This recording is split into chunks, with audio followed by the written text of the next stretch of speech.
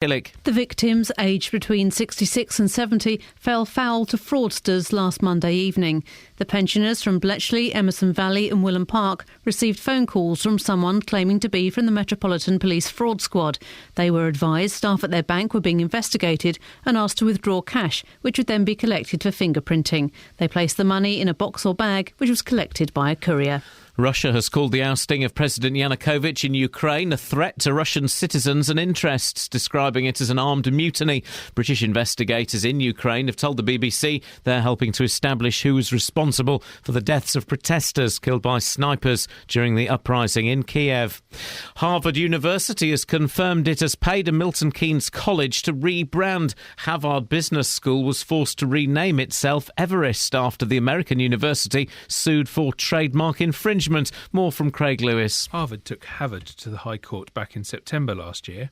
The owner of the MK school, Tina Beloved Powerful, then issued a counterclaim for £2 million to cover the rebranding of her company. This week, Harvard confirmed it had paid a nominal amount to Mrs. Beloved Powerful. I understand that payment is under £1,000, but does amount to several hundred.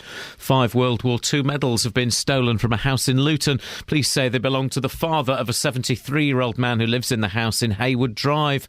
A judge in South Africa will rule today on whether the upcoming trial of Oscar Pistorius can be televised. The athlete shot his girlfriend Reva Steenkamp a year ago, but denies he intended to murder her. The trial begins on Monday. In sport, Bottom Club Stevenage hosts Crewe in League One tonight, whilst MK Dons go to Oldham. Wickham go to Exeter in League Two, with conference leaders Luton at home to Wrexham. The weather, any early rain clearing to leave a mainly dry and bright day, a maximum temperature 11 degrees Celsius. And you can get the latest news and sport online at bbc.co.uk/3 counties.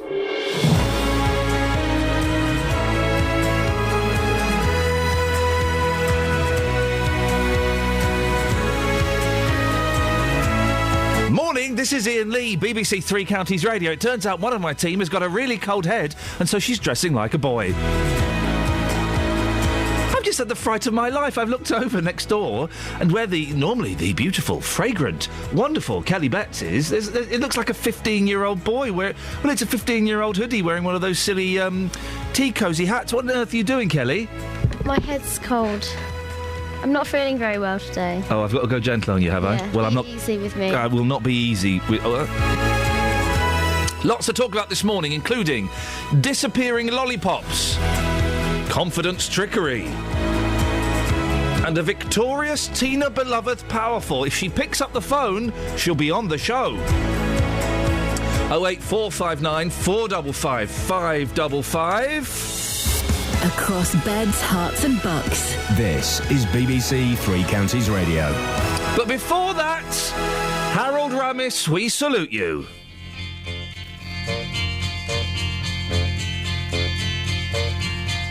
They say we're young and we don't know. We won't find out until we grow. Well, I don't know if all that's true, 'cause you got me, and baby, I got you. Babe, I got you, babe. I got you, babe. They say our love won't pay the rent before it's earned. Our money's all been spent. I guess that's so we don't have a plot, but at least I'm sure of. Oops. Yeah. Don't worry. I can make this work. Oh, nuts! What happened there? For goodness sakes. So, before we go anywhere, Harold Ramis, we salute you.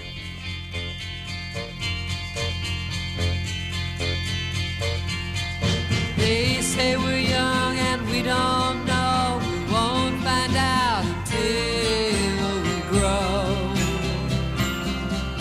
Well, I don't know if all that's true, 'cause you got me, and baby, I got you. Babe,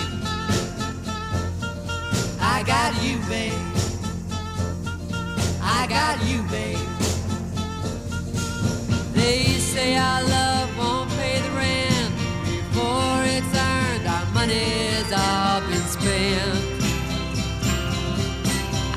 guess that's so we don't have a plot, but at least I'm sure of all the things we got. Babe, I got you, babe. I got you, babe. I got flowers in the spring. I got you to wear my ring. And when I'm sad, you're a clown. And if I get scared, you're always around. So let them say your hair's too long, 'cause I don't care. With you I can't go wrong. Then put your little hand in mine. There ain't no hill or mountain we can't climb. Babe, I got you, babe. I got you, babe.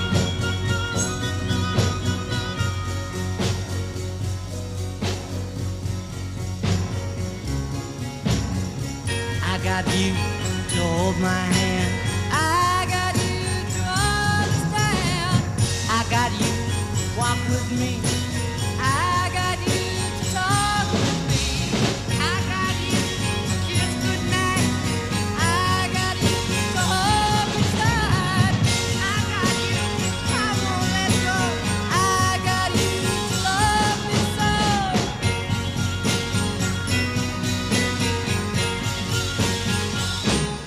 I got you, babe. I got you, babe. We love you, Harold Ramis. Thank you very much. I got you, babe. I think we might have a little bit of Groundhog Day at the weekend. Oh, let's dig that out, shall we? Now, once upon a time, parents told their kids the safest way to cross the road was to look for the lollipop lady, or man. Well, these days, council cuts means it's more like look for the gap and leg it. Back in 2011, there was a furore when some authorities suggested paring the service down to save money. Well, many U-turned on that decision, but it would seem Hertfordshire's not one of them. Figures obtained by Labour suggest they've lost around 30 since then, which, given they only had 182, is a pretty substantial chunk. But to be honest, Justin, I'm not convinced we need lollipop ladies and men. Really? What, aren't they a bit like penny farthings and 56k internet dial-up? They're a thing of the past. I can talk with experience on this one. My mum used to be a lollipop lady in Hertfordshire. And I can tell you right now, for pure safety, I think every single school should be having a lollipop lady. What about the ones where it's a lollipop lady who is just pressing the button on a Pelican Crossing, which you see them do a lot? To be fair, I haven't seen lollipop ladies or lollipop men do that. Open your eyes, mate. I've only seen them getting people across the road, and you go to any school anywhere in Beds, Herts or Bucks, it's absolute chaos. You've got the commuters that 9 times out of 10 are being a pain. I have seen my mum almost killed in front of me, and it was a terrifying experience where my mum was in the middle of the road and people were coming across, and this car just came belting down the road and didn't stop and just went straight past my mum. When you say almost killed, I mean how close? I don't want to dwell on something that's painful. 2 yards away. This car must have been going, I'd say 45, 50 miles an hour. Oh, so it didn't hit her? No, it didn't hit her. No, but... OK, so you could also rephrase it as you saw a car going past your mum. Yeah, but she was standing in the middle of the road with the lollipop, and this car refused to stop going down that road, speeding past her. You mentioned that the schools in Beds, Herts and Bucks. If only there was someone we had on the payroll, Justin, who could go and talk to people outside schools in Beds, Herts and Bucks. Well, later on, I'm going to be live outside a school in Tring. I've also been to a school in Hertfordshire. I've been to the South Hill Primary School in Hemel Hempstead. Now, they love their lollipop lady there. Here's what parents had to say. Faith, how would you feel if you were told that you were going to lose your lollipop lady here? Oh, it'd be really disappointing. I think she makes things feel a lot more secure, and people feel a lot more comfortable walking their children to school or letting older children walk by themselves because they know she's there. I think it helps everybody have a good sense that it's safe to cross the road. Jennifer, you're here picking up your grandchild today. Yes. Got the lollipop lady behind us, just come across the road. Yes. Tell us how beneficial that service is to you and your family here. It's extremely beneficial because this area is particularly congested. There are also a lot of people who don't know how to park properly, and they park on double yellow lines, so the whole thing just gets out of hand. Today is not too bad, but some days it's chaos. And our dear lollipop lady actually brings some sense to it. No, it's much better to have one just for the kids. You know, they stop at the end of the road when they're running down. You know, they're going to stop and wait, you know, till she tells them to cross. So, no, it's much better having her here. Justin, thank you. Justin, whereabouts are you off to again this morning? Let us know. Off to Tring later on to a school there to talk to parents about how they feel about their lollipop lady. OK, thank you very much, boss. We'll speak to you later on. Joined now by Liberal Democrat Stephen Giles Medhurst, who is a county councillor for Watford. Are you surprised that so many have gone, Stephen? I'm surprised and equally disappointed, but as your report said, I mean, I think these are a valuable resource for actually a very small amount of money, and they encourage people to walk their children to school, which is beneficial on all sorts of levels, not least on congestion, but actually encouraging healthy living styles. Councils are having to make cuts everywhere, and lollipop men and women... They're not really essential, are they? A lot of them do just press buttons on Pelican Crossings. Well, no, that's not the case in Hertfordshire. Certainly it may be the case elsewhere. But in Hertfordshire, these are primarily where there are no other crossing facilities. And they're on routes to school which are heavily trafficked. Now, the County Council took a policy decision, which we opposed, and will oppose again today in our budget amendment, to restore the cuts to this area. Not to replace them when the individual retires or seeks a job elsewhere. Now, we think that's wrong.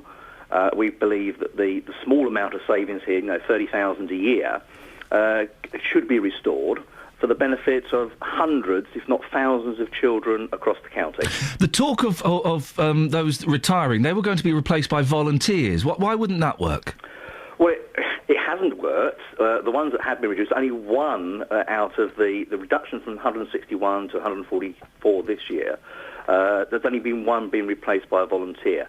They're all volunteers anyway, but the volunteers had to be paid for by the schools, rather than paid for by the county council. And the schools themselves have found that very difficult to find someone who would do it effectively free of charge. The other, ironically, is that the volunteers have to be trained up by the county council, so it still costs the county council some of the money they thought they were going to save. Now, having a properly regulated system, because although these are not a statutory duty, they're a voluntary duty by the county council, means the county council has to train them, has to provide the uniform, has to provide the lollipop, for instance. So you just can't have anyone just go into the road, stop the traffic to allow children to safely cross the road.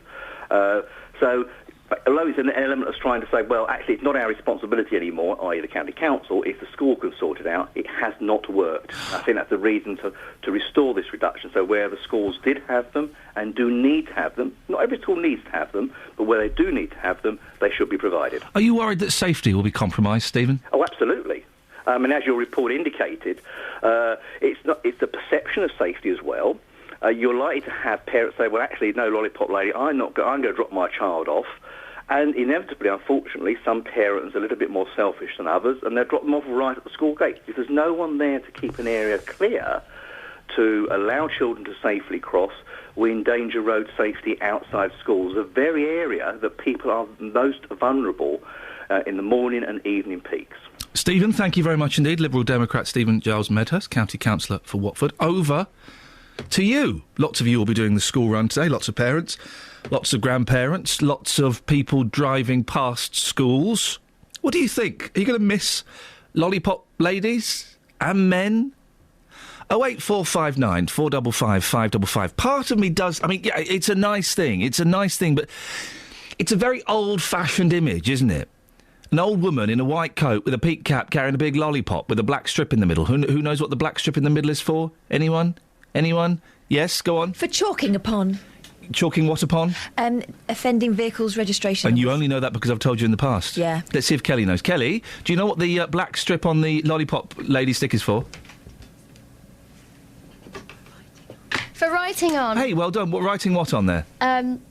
Naughty people's names on registrations. Hey, well, that's really great. Well done. You are paying attention, aren't you? Yep. Are you wiping that desk with your snotty tissue? No, this is a wet tissue because I've got honey on the desk. Yeah.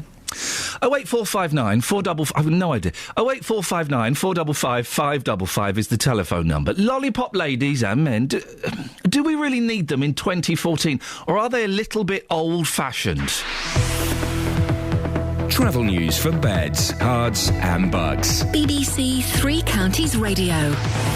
Good morning. In Rickmansworth, the Uxbridge Road is closed between Grove Road and the North Orbital. That's for emergency repairs to a burst water main. Quite a lot of surface water out there this morning on the cameras. And we have still got problems left with floods. In St Albans, Sandridgebury Lane is closed around the High Street. I'm Alice Glossop, BBC Three Counties Radio. Thank you very much, Alice. It's 6:16. It's Tuesday, the 25th of February. I'm Iain Lee. Not long to go now. I'm Iain Lee. These are your headlines on BBC Three Counties Radio. The number of school crossing patrols in Hertfordshire has dropped by nearly 30 in recent years. That's according to figures obtained by Labour under the Freedom of Information Act. 3 pensioners in Milton Keynes have handed over cash to couriers as part of a scam operating in the new city.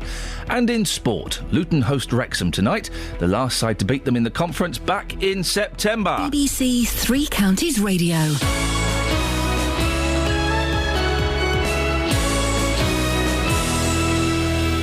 Nick Coffer on BBC Three Counties Radio. Every weekday between 12 and 3, I'm here with a little bit of celebrity. My geography teacher at school resurrected a jazz standard song, which was Won't You Come Home, Bill Bailey. It made me dedicate myself to trying to be better. I always felt that wasn't quite good enough. Expert advice. Absolutely, you've got it, you've nailed it. I am so happy, thank you. And loads of really great music. Nick Coffer, weekdays from 12 on BBC Three Counties Radio. The Lollipop Lady, I mean, it's an old-fashioned thing, and you see them. Do they really provide much? 08459 455 555. But before that, Harold Ramis, we salute you. They say we're young and we don't know. We won't find out until we grow. Well, I don't know if all that's true, 'cause you got me, and baby, I got you. Babe, I got you, babe. I got you, babe. They say our love won't pay the rent before it's earned. Our money's all been spent. I guess that's so we don't have a plot, but at least I'm sure of all the things we got. Babe, I got you, babe. I got you, babe. I got flowers in the spring. I got you to wear my ring.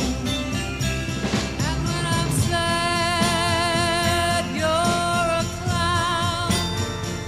And if I get scared, you're always around. So let them say your hair's too long, 'cause I don't care. With you I can't go wrong. Then put your little hand in mine. There ain't no hill or mountain we can't climb. Babe, I got you, babe. I got you, babe.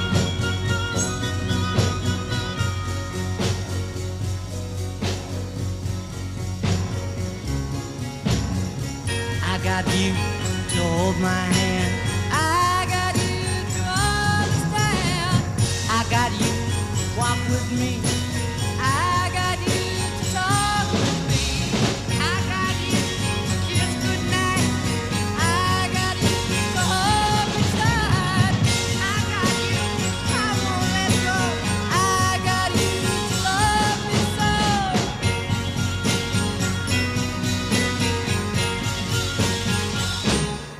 I got you, babe.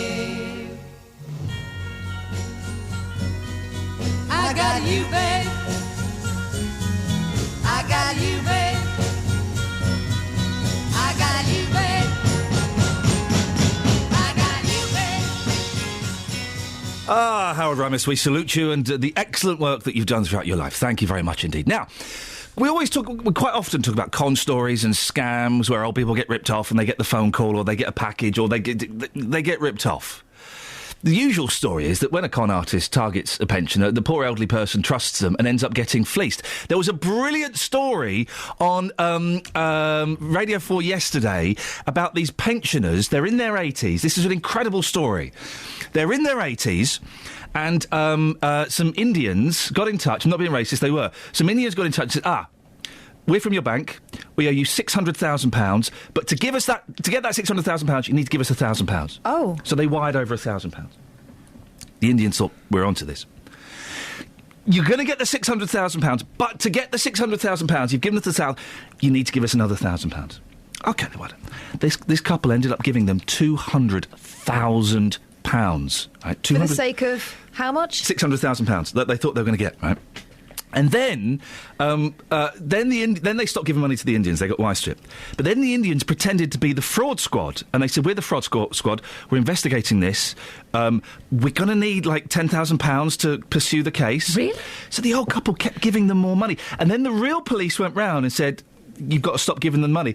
The old couple didn't believe the real police. They believed the Indian scammers. It was incredible. This story was just unravelling. Well, that's an extreme example. But that's often how these stories work, and we do get so many calls from you who've been ripped off or fleeced or caught out. But a 78-year-old from Bedfordshire has turned the tables. He received phone calls from scammers posing as his bank, concerned about odd activity on his cards. He agreed to let one of their couriers, in inverted commas, round to pick them up, then called the police to pick him up. Now, a number of people have fallen foul of this trick, most recently in Milton Keynes, where John Baston from Thames Valley Police has been in supervising the investigation. John, we've heard this kind of scam so often. How does it work and what do they do? Yeah, good morning.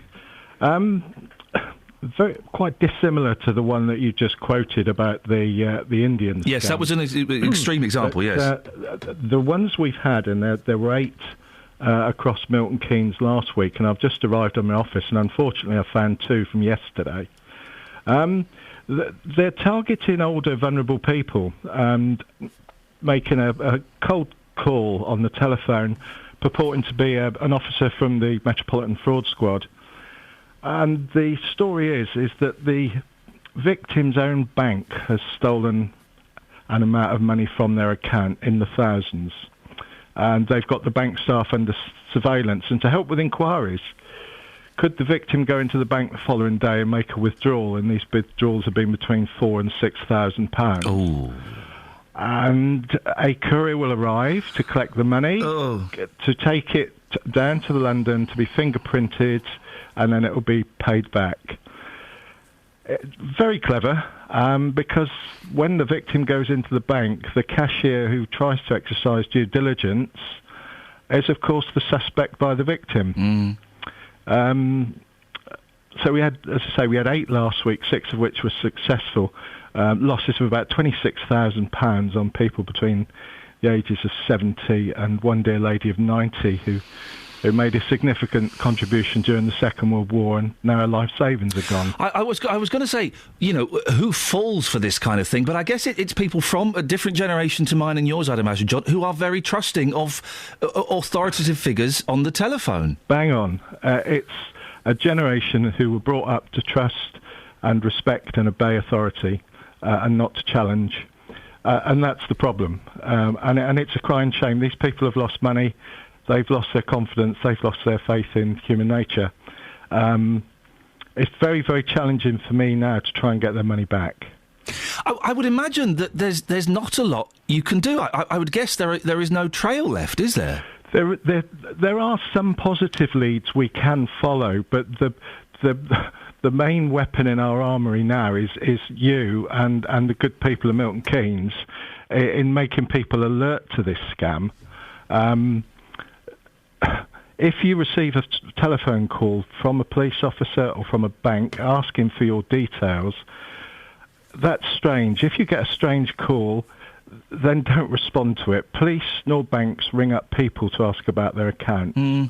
So if you come off the phone or when you're on the phone, you think this is odd, then it is odd and don't respond to it. I guess the thing is, if someone's phoning you up asking for your bank details, don't give them. And if you feel uncomfortable not giving them, I would, I guess talk to a family member or a neighbour and go through it with them. Go through it with them. And the other aspect is don't be fooled by this. Put the phone down and ring the number on the back of your credit card. This is another trick they do, isn't it? Because with the BT system, if the scammer doesn't hang up, that line stays open to them for up to 2 minutes. Yeah. So they tell you to hang up, dial a number, but really you're still on the line to them. On the line to them, so you think you're through to somebody different. So yes, friends, neighbours, care workers in sheltered housing, taxi drivers, please. They're being used as innocent couriers from local firms in Milton Keynes and surrounded areas. If you're going to an old folks' house and asked to collect a package to take to London, you're carrying it for the criminal. Ask what's in it.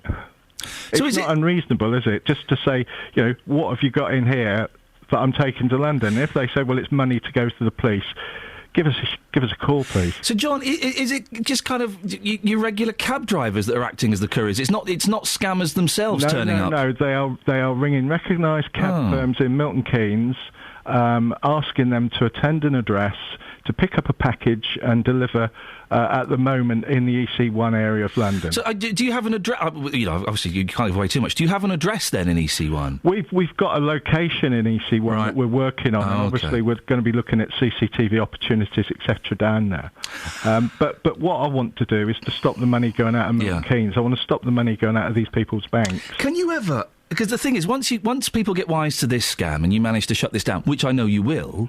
They'll come up with something else, won't they? They're very clever, these scammers. Very clever, extremely clever. And, I've got 35 years policing experience, and I acknowledge that they have come up with a really good system of stealing people's money, as despicable as it is, because people are in their twilight years, they've got a bit of a nest egg, and now they've lost it. So, John, very quickly, just if people are listening and they think this may have happened to them or they're worried it will happen to them, what's your advice? Ring 101, which is the non-emergency number, and you'll be put through to an operator. Give a report and one of my team will contact you. If you think there's any immediate fear or threat, then dial 999. John, best of luck. Thank you very much indeed. Thanks very much for your time this morning. John Baston from Thames Valley Police. Yes, and if the courier's coming around, or you, as John says, you feel you're in immediate threat, then dial 999. This has happened to you, and we've heard talk of this scam a few times. I hate the fact that sort of every 3 or 4 months we do something like this, a slightly evolved version of the same scam. Do give us a call if you think it's happened to you or you think it's happened to a family member. 08459 455 555. Travel news for beds, cards and bugs. BBC Three Counties Radio. In Rickmansworth, the Uxbridge Road is closed between Grove Road and the North Orbital for emergency repairs to a burst water main. In Cotterwood, Warren Lane is closed around Spring Lane after a landslip. And looking on the speed sensors in Hertford, the A414 away from the centre of town is busy heading towards Hartingford Bury. Public transport has no reported problems. I'm Alice Glossop, BBC Three Counties Radio. Alice, thank you very much indeed. It's 6:30. Let's get the news and sport now with Simon Oxley. Across beds, hearts and bugs. This is BBC Three Counties Radio.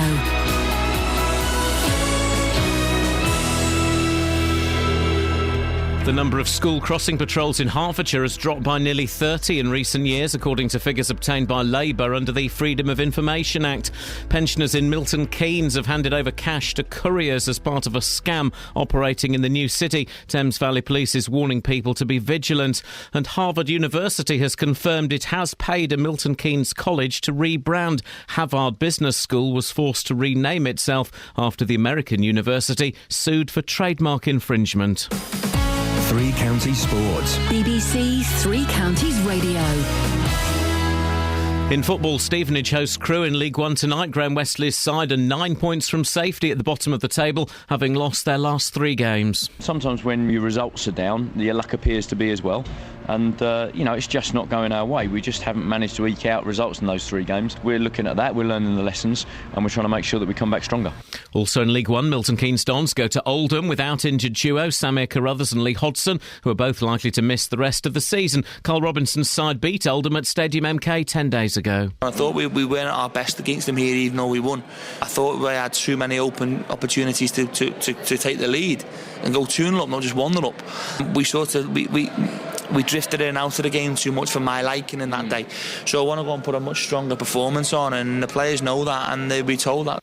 In League Two, Wickham will be without defender Gary Doherty for the trip to Exeter after he broke his elbow in the weekend win over Chesterfield. The Chairboys now 5 points above the relegation zone. And in the conference, runaway leaders Luton, 11 points clear, host the last side to beat them in the league back in September, Wrexham. And you can hear commentary on Stevenage, MK Dons, Wickham and Luton in tonight's Three Counties Sport from 7. Charlton and Hull are through to the last 8 of the FA Cup. Charlton prevented an all-Sheffield quarter-final with a 2-1 win at Sheffield Wednesday. Hull beat Brighton 2-1. The last 16 of the Champions League continues tonight with Manchester United in Greece for a first-leg tie away to Olympiacos. And in rugby, England number 8, Billy Vunipola, will miss the rest of the Six Nations with an ankle injury suffered in Saturday's win over Ireland. BBC Three Counties News and Sport. The next full bulletin is at 7. Across beds, hearts and bucks. This is Iain Lee. BBC Three Counties Radio. One thing you will learn about me, ladies, I've got a very, very strong click. Are you talking to me? No, I'm talking to you. Oh, who, me? And you. Oh. Who can do the best click? Well, I've just moisturised my hands so they're a bit slippy. Oh, OK. Oh, that's a snap. That's not a click. Yeah. That's a... I used to be a hypnotist. Did you ever told you that? Yeah. I used to be a stage hypnotist, so you'd have to do really strong clicks. Oh, for goodness sakes. Did they teach you that at con artist school? Sorry? It's like hypnotism school. Do yours again, Kelly. It's like 2 wet Rizzlers rubbing together, isn't it? Absolutely useless. Now, listen, we're going to look at the papers. There's not a lot in there, to be honest. Oh, for goodness sakes. There's a nice thing about a soldier swearing in front of the Duke of Edinburgh by accident. I like that one. We'll get to that in a moment. If you want to take part in the newspapers, 08459 455 555. But before that, I thought some very sad news. Harold Ramis died yesterday, 69, director of some brilliant films, and I thought we'd salute the magic of Harold Ramis this morning. They say we're young and we don't know. We won't find out until we grow. Well, I don't know if all that's true, 'cause you got me and baby I got you. Babe, I got you, babe. I got you, babe. They say our love won't pay the rent before it's earned. Our money's all been spent. I guess that's so we don't have a plot, but at least I'm sure of all the things we got. Babe, I got you, babe. I got you, babe. I got flowers in the spring. I got you to wear my ring. And when I'm sad, you're a clown. And if I get scared, you're always around. Let them say your hair's too long. I can't go wrong. Then put your little hand in mine. There ain't no hill or mountain we can't climb. Babe, I got you, babe. I got you,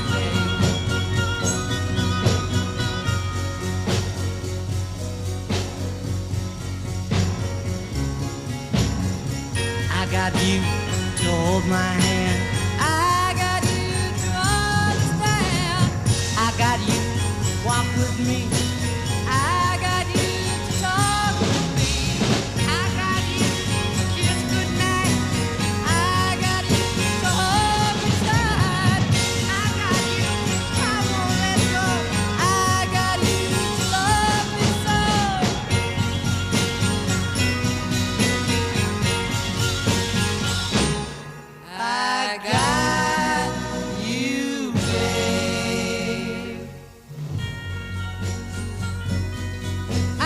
you, babe. I got you, babe. I got you, babe. I got you, babe.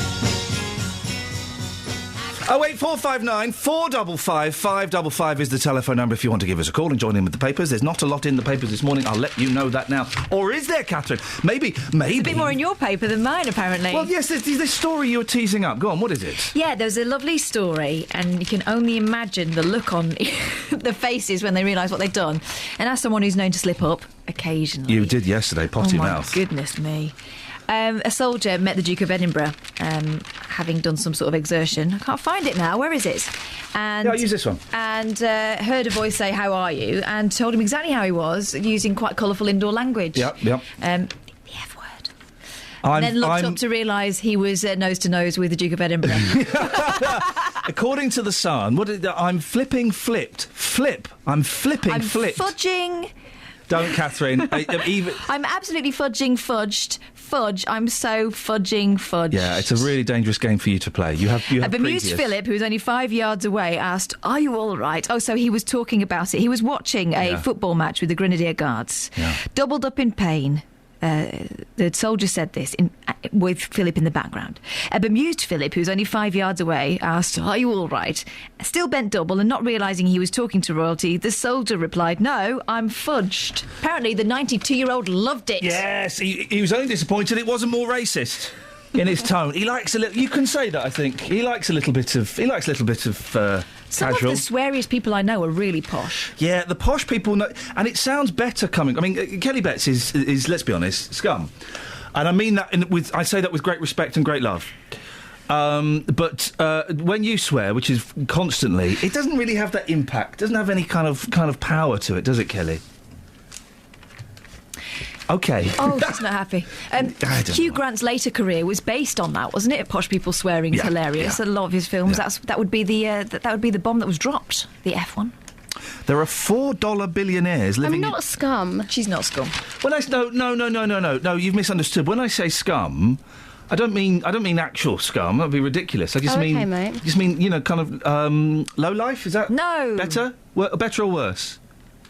Or the same. The same. Say something nice. About you? Yes. Kath, you got anything? I think she's salt of the earth. Salt of the earth. Good one, because she won't know what that means. So you're a salt of the earth. You too, mate. There we go. Thank you, mate. You see? She's not well either. I know she's not well. What's wrong with you today, Kelly Betts? I've been diagnosed with many things by yourself and Justin, which I can't say on air. You can say the pregnant one. Well, I'm not pregnant. Okay. Congratulations if you are. Thanks. Not. All right. No, it's fine. But I've just got a bit of a chest on me. I know. Oh, you mean bit poorly? Bit chesty. Okay. I know. You mean you've actually got a little bit. You got a bit of a cold. Got a bit of a chest cold. Okay. Oh no, that doesn't work then. Right. So, Catherine. Just before we carry on. Yes. Kelly Betts is deliciously sweet and lovely and honest. Thank you. And we'll have no more taking her down, all right? Oh, thanks, Kath. You're welcome. All right, girls, calm down. It'll be me next week, that's why I'm saying it. What is it? What is this? Women's liberation? Is it? Are you going to start burning your bras? Are you? Are you? Have you got a lighter? Yes. Right. Is there anything in the papers? It really is. Well, haircuts. I mean, this is the state of it. Page 3. Forget Rachel's layered bob or Twiggy's pixie cut. The most influential hairstyle ever is... Yes? The Angela, in terms of the Angela Rippon. I once kissed a picture of Angela Rippon in the Radio Times when I was 7 years old and 6 years old, and my sister threatened to tell my mum, and so I punched her. Oh. When haircuts go wrong. Lots of pictures of Simon Cowell with that woman and baby Eric. Is it Nancy DeLolio? So, something like that. What's her name? And I've got no idea. Lauren. Lauren Silver. Lauren Silverman. And they're two doggies. And there's a picture of the doggy licking the baby's face. That's not right. We know that's not right, don't we? We know that's inappropriate. It's only, what is that, a Yorkie? Yeah, Yorkshire Terrier. Yeah, but they've got sharp teeth. They have got sharp teeth. A Yorkshire Terrier could rip a baby's nose off. Easy. You wouldn't why would you let a doggy lick your baby's face? Also, you're sterilising everything and then you let the dog lick its... and then lick the baby's face. And how old's the baby? Like little. 20 minutes or something? It's not even a month, a couple of weeks, if that. I think that's inappropriate. Very silly. With the stories that we've heard recently as well. Simon Cowell. So the thing I don't get about Simon Cowell is, why doesn't he put product in his hair? He would look so much better with product, because his hair's just kind of... It's like a grizzly bear's hair, isn't it? It's like a grizzly bear's hairs. If only he put some product in there, he would get so much more respect for me. Wow, tip of the day from John Sorby, / Iain Lee. Hey, I don't know John Sorby, but... No, nor do I, it's Trevor. Someone has stolen, I don't get this, in Australia, a 30-foot mango that weighs 10 tonne. Why? I've got no idea. It's huge. It will be students, won't it? It'll be in someone's loft apartment. How are you going to fit that on top of a car or in a loft? It's 30 feet tall. It's 10 tonnes. A 30-foot fake mango weighing 10 tonnes is at the centre of a juicy crime after thieves plucked it from its plinth. Or, is it advertising something? Could it be that this is just a big publicity stunt? Could it be? They've some of the suspects include, son, the man from Del Monte. Did they ask him whether he'd done it? He says yes. You get it, Kelly? The man from Del Monte. He said yes. No, I don't get it.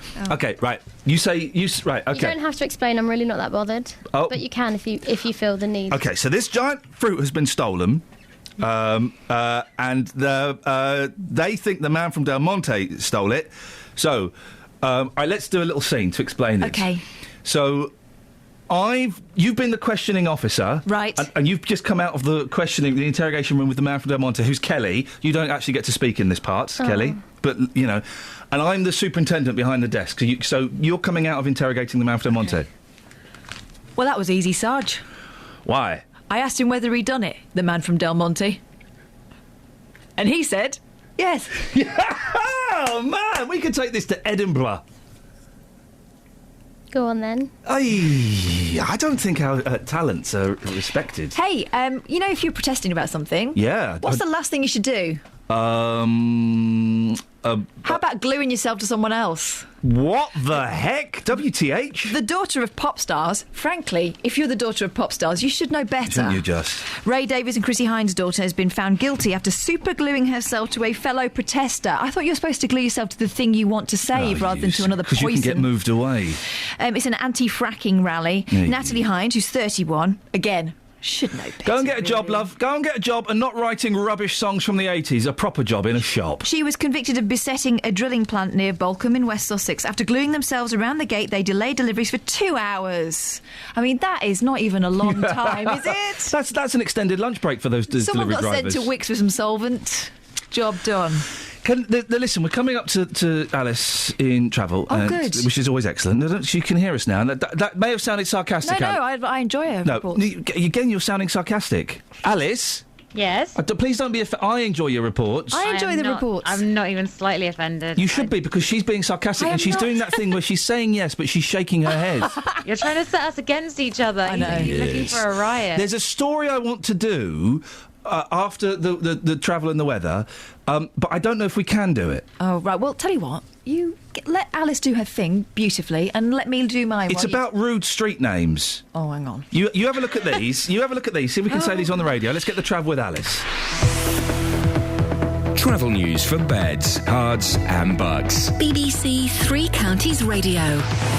In Rickmansworth, Uxbridge Road is closed between the Grove Road and North Orbital for emergency repairs to a burst water main. And in Cotterwood, Warren Lane closed around Spring Lane because of a landslide. On the M25 anti-clockwise, things starting to look busy now around junction 19 for Watford to 21 for the M1. Then on the M1 itself, London bound looking slow between junction 9 for Redbourne and 8 for Hemel Hempstead. Public transport has no reported problems. I'm Alice Glossop, BBC Three Counties Radio. Alice, thank you very much. We're still having a production meeting as to whether we can do this item after the weather. I think some of them you can probably do. We might have to couch them in child-friendly terms. Fudge. Yeah. Okay, it's rude street names. We'll discuss it more But right now it's 6:46. It's Tuesday the 25th of February. I'm Iain Lee. These are your headlines on BBC Three Counties Radio. The number of school crossing patrols in Hertfordshire has dropped by nearly 30 in recent years, according to figures obtained by Labour under the Freedom of Information Act. Pensioners in Milton Keynes have handed over thousands of pounds in cash to couriers as part of a scam operating in the new city. It's not really a city. And in sport, bottom of the table, Stevenage host Crewe tonight. The Borough are 9 points from safety in League One. 08459 455 555. Here's the weather with Kate Kinsella. Beds, Herts and Bucks weather. BBC Three Counties Radio. Good morning. Well, it was certainly a mild day yesterday. Not quite as mild today, bit of a fresher feel. The wind picked up overnight. We had some rain, and we've still got 1 or 2 showers around today as well. Some quite blustery showers, so we're going to hang on to that breeze. You may even hear a rumble or two of thunder. But between them, we may get some bright spells and maybe even some sunshine as well. So it's not all doom and gloom. The maximum temperature, a cool 11 Celsius compared to yesterday, obviously. That's 52 degrees in Fahrenheit. Overnight tonight, still 1 or 2 showers around at first, but eventually dry and clear. That's going to allow the temperature to drop. A much colder night than we've had for the last few, at least. The minimum down to 3 Celsius, 37 degrees in Fahrenheit. It does set the path for a bright start, but chilly tomorrow morning. Blue sky and sunshine, 1 or 2 isolated showers, but it's fairly unlikely for most of us. Still got a bit of a breeze, but like I say, some sunshine to enjoy. And the maximum temperature for Wednesday, 10 Celsius, 50 degrees in Fahrenheit. And that's your forecast. Thank you very much. We're just Googling Christopher Lillicrap at the moment. I'll explain why in a moment.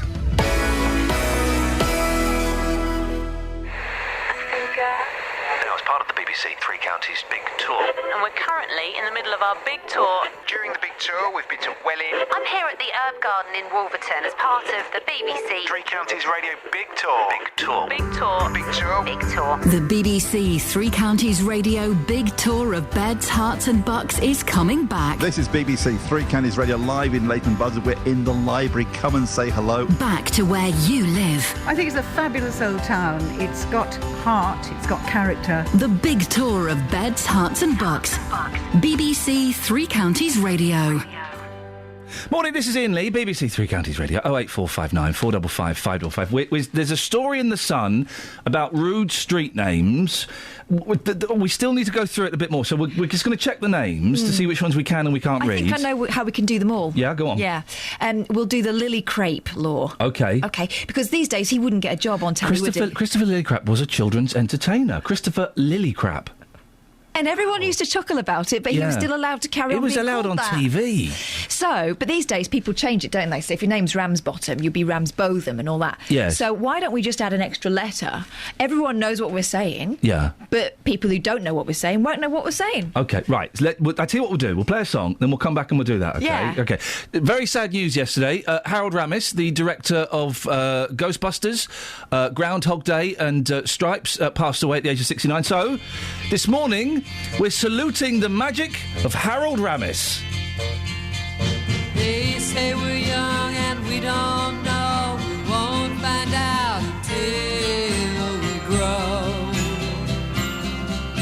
Well, I don't know if all that's true, 'cause you got me and baby I got you.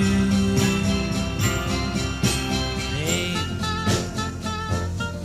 I got you, babe. I got you, babe. They say our love won't pay the rent before it's earned. Our money's all been spent. I guess that's so we don't have a plot, but at least I'm sure of all the things we got. Babe, I got you, babe. I got you, babe. I got flowers in the spring. I got you to wear my ring. And when I'm sad, you're a clown. And if I get scared, you're always around. So let them say your hair's too long, 'cause I don't care. With you I can't go wrong. Then put your little hand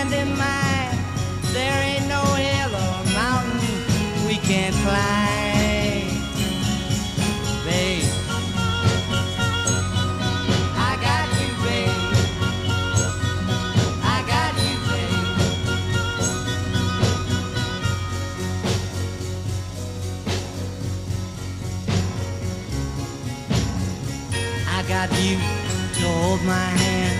I got you to understand. I got you to walk with me. I got you to talk with me.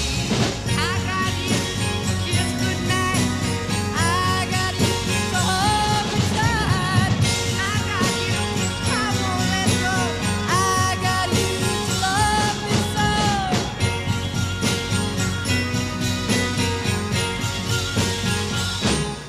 I got you, babe.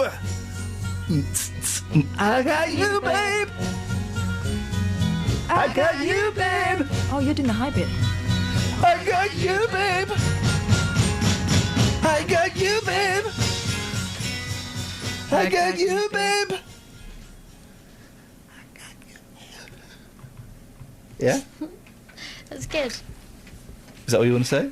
We're thinking of releasing that. I think. Yeah. I'll get you on introducing. Hey. Oh. Hey. Reintroducing. Oh. That's not a bad idea for a show. Hey, that's an excellent idea for a Have show. you got Gary Floyd's phone number? We'll ask him if he's free. 077. Simon's in Sandy. Morning, Simon. Good morning, what chuck chuckers? What have you got for us, Simon? I was just saying, you're playing the same song again, guys. You think it's Groundhog Day? Sorry? You think it's Groundhog Day today? Sorry? You've been playing the same song again. Sorry? You're repeating yourself too. Thank you very much for your call. Now, Catherine. Yes. I don't know what he's on about. This rude name story. Justin mentioned this with great glee yesterday, and we poo-pooed it. As we often poo-poo it, Justin. But it's in the Sun. It's rude street names. Yes, canny home buyers should look saucily named streets as prices are lower, a new probe reveals. If you've got young ears, you might want to No, it'd be perfectly safe. You sure? Yeah. Okay. I've thought of a cunning way to do it. Okay. Without doing it. Okay. Okay, so families who do not mind cheap jokes about their address, and we all love that. Hey. I don't think I can do that one. Which can one? bag bargains in Which one bargains in can't you places do? such as. Oh my God! There's a street called that. It rhymes with binge bane. We could say lane. Oh, okay. binge. But there's also places like the Nobe. Or the Let's knob. no, don't. No, you're doing careful. it tentatively. You can save £4,000 by buying a house on the Nobe. Wowzers. Yeah. Or maybe you like Coke Shoot Close. £15,000 less than nearby areas just because I don't of the get silly Coke name. Shoot. Cock Shoot Close. Croach Crescent. Huh? Crotch. Oh. Slade Lane. My friend's mum used to live on Slade Lane in Lee in Lancashire. Oh, classy. Yeah. Classy. £28,677 off the price, if you don't mind. How much do you save if you move on to Bell End? 60 grand. Wowzers. That's a place. 60,000 That's a place. And there's one called Funny Hands Lane. It's not called Funny. £80,000. That's a girl's name. That's a girl's name. There's also one called Coca-Dobby. Now you're just being silly. No, seriously, look. Cock-a-dobby is fine. You can get £158,500 off of the value of a detached property if you don't mind living in Cock-a-Dobby. I would love to live in Cock-a-Dobby. I would love it. And Turkey Coke Lane. You can say Fanny Hands Lane. I'm sure you can say that, can't you? You can say it. You can say it. 08459 455 555. We're kind of... That's it. We're done. If you don't mind living in an area where people snigger... Where's the inner inside of the Sun now? I don't know. You've got it, haven't you? You've got... It's attached to that. You've that poor girl on page 3, and they've not CGI'd out the tape holding her boobs up. They've done a very poor job. She's been stitched up. Yeah, you can She must have, see it. Perhaps she was a pain. Or maybe they just forgot and they didn't have time. Right. Maybe she was the emergency page 3. Out now. Why? Because you're just banging on. You're having one of your little moments. Oh. Go and have a moment with Kelly.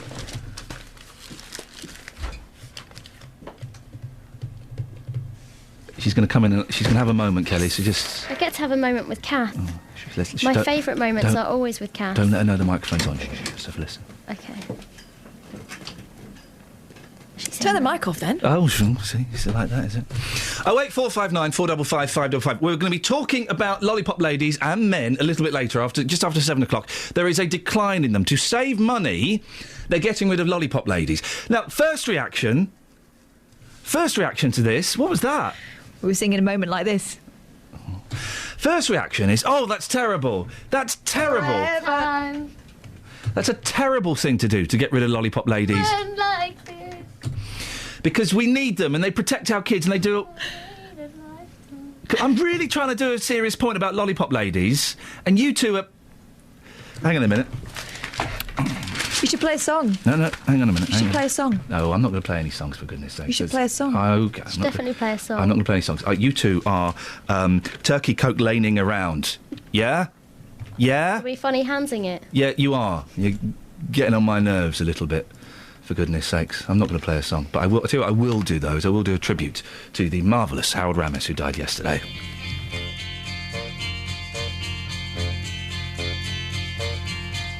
They say we're young and we don't know. We won't find out until we grow. Well, I don't know if all that's true, 'cause you got me, and baby, I got you. Babe, I got you, babe. I got you, babe. They say our love won't pay the rent before it's earned. Our money's all been spent. I guess that's so we don't have a plot, but at least I'm sure of all the things we got. Babe, I got you, babe. I got you, babe. I got flowers in the spring. I got you to wear my ring. And when I'm sad, you're a cloud. And if I get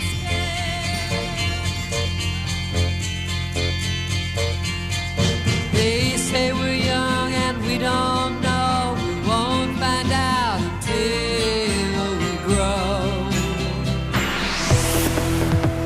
Travel news for beds, cards and bugs. BBC Three Counties Radio. On the M25 clockwise, there are 2 lanes closed between junction 26 for Waltham Abbey and 27 for the M11 after an accident. Queues on the approach there. Also looking very slow anti-clockwise between 21A for St Albans and 20 for Kings Langley. Public transport has no reported problems. I'm Alice Glossop, BBC Three Counties Radio. Thank you very much, Alice. What I was trying to say is, lollipop men and ladies, aren't they like penny farthings and 56k dial-up? A thing of the past that we look at fondly and smirk at, but don't actually need anymore. Local and vocal across beds, hearts and bucks. This is BBC Three Counties Radio.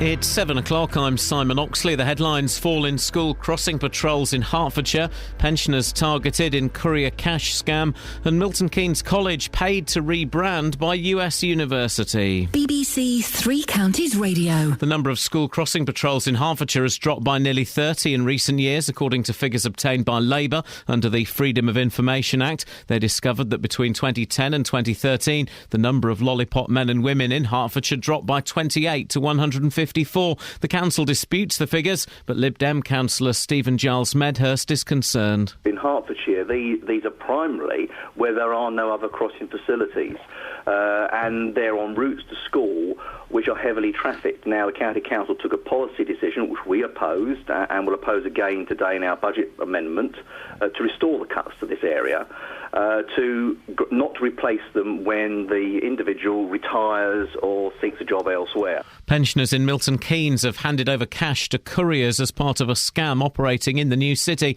The pensioners received phone calls from someone claiming to be from the Metropolitan Police Fraud Squad asking asking them to withdraw cash, which would then be collected for fingerprinting. John Baston is from Thames Valley Police. We had 8 last week, 6 of which were successful. Losses of about £26,000 on people between the ages of 70 and one dear lady of 90. Russia has called the ousting of President Yanukovych in Ukraine a threat to Russian citizens and interests, describing it as an armed mutiny. British investigators in Ukraine have told the BBC that they're helping to establish who was responsible for the deaths of protesters killed by snipers during the uprising in Kiev. 5 World War II medals have been stolen from a house in Luton. Police say they belong to the father of a 73-year-old man who lives in the house in Haywood Drive. Harvard University has confirmed it has paid a Milton Keynes college to rebrand. Harvard Business School was forced to rename itself Everest after the American university sued for trademark infringement. More from Craig Lewis. Harvard took Harvard to the High Court back in September last year. The owner of the MK school, Tina Beloveth Powerful, then issued a counterclaim for £2 million to cover the rebranding of her company. This week, Harvard confirmed it had paid a nominal amount to Mrs. Beloveth Powerful. I understand that payment is under £1,000, but does amount to several hundred.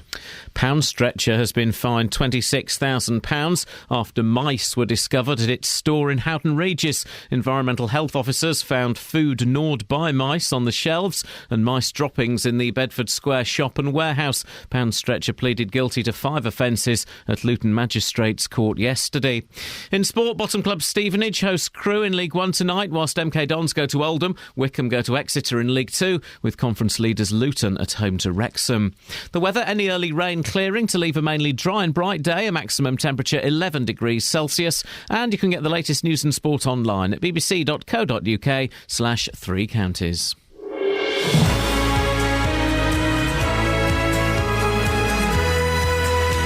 This is Iain Lee, BBC Three Counties Radio. It's 3 minutes past 7. I just had a look outside. It's cold and it's wet and it's miserable.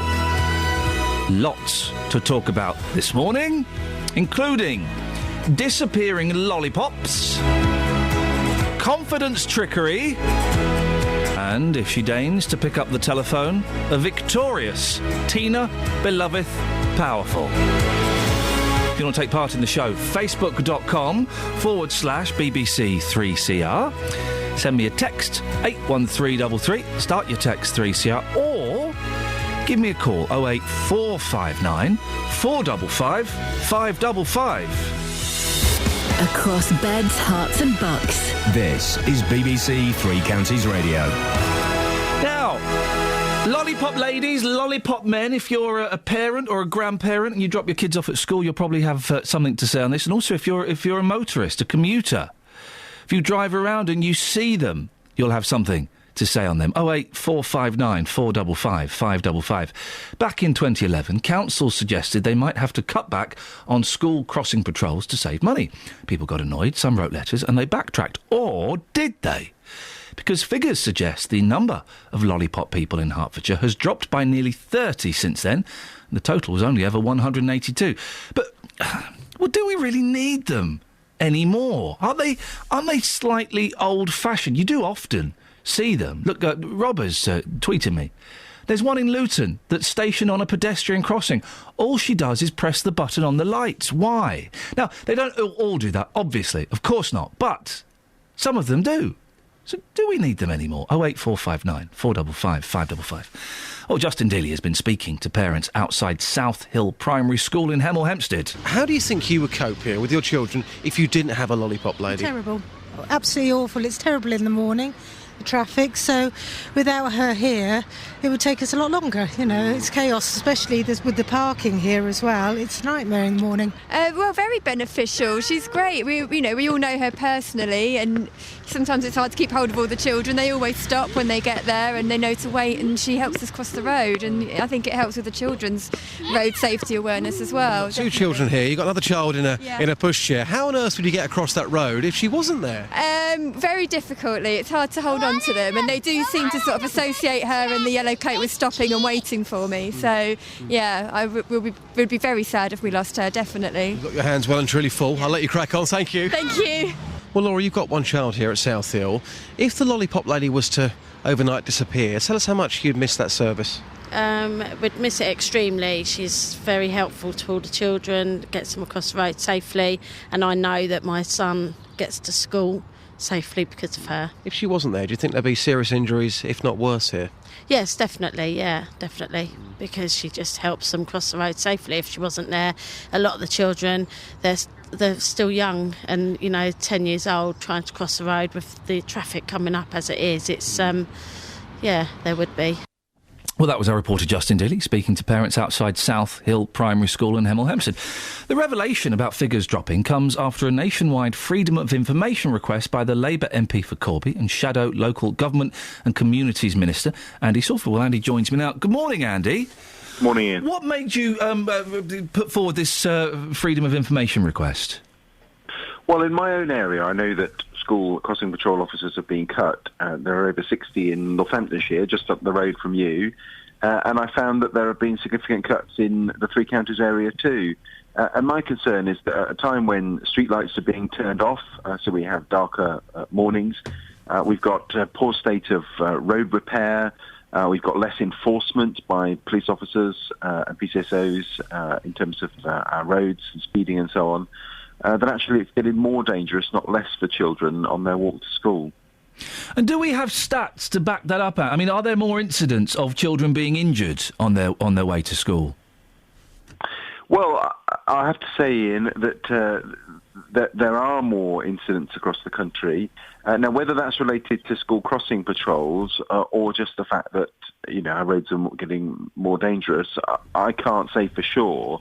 But as a parent, I know that if you're on a busy road and your children are on their way to school, that actually what we want is we want children to be able to walk to school. I used to walk to school as a kid. Yeah. And all across the Three Counties area, there will be parents that know it's an absolute nightmare when, all the cars descend outside the school gate. It would be much better if you could walk to school. School crossing patrol officers being cut back means that actually that makes it more difficult, more dangerous, and it's the wrong direction. Hertfordshire does pretty badly, doesn't it, in terms of the number of school crossing patrols that it's getting rid of? Yeah, there are over 30 that have been cut. Now, there may be cases there where people would say, actually, the roads aren't too bad. But there'll also be examples, I'm sure, and I know that your listeners will, you've asked them to phone in this morning, there'll be examples where actually the roads are quite dangerous. It's incredibly busy at rush hour these days, and we do want our children to be able to walk to school. But I think what this illustrates is that the government's cuts to councils have been bigger than any other part of the public sector, much bigger. And they said originally this can all be managed just by efficiency savings. But the truth is that there are real services that are being lost, and school crossing patrol officers is just one example, and we're now beginning to see the effect. And I hope that people will start to question and say, well, OK, we all understood that belts needed to be tightened in the last few years, but when real services are lost, is this the right thing? And actually, I think in terms of children walking to school, that's a good thing rather than having the chaos of cars outside school gates every morning. So if Labour had been in power, Labour wouldn't have done this? Well, there are examples of councils like Leicester, which is Labour-run, Leeds, which is Labour-run, where they've actually increased school crossing patrol officers. Are there any Labour councils where they've got rid of them? Well, there will be some, Ian. I'm not saying that this is all one way, because Labour councils have had much bigger cuts than Tory councils, much, much bigger across the country. It's been grossly unfair the way the cuts have been distributed. So there will be examples where they've been cut back. But the issue is, this is a very small cost. It costs up to £3,000 to employ a school crossing patrol officer a year.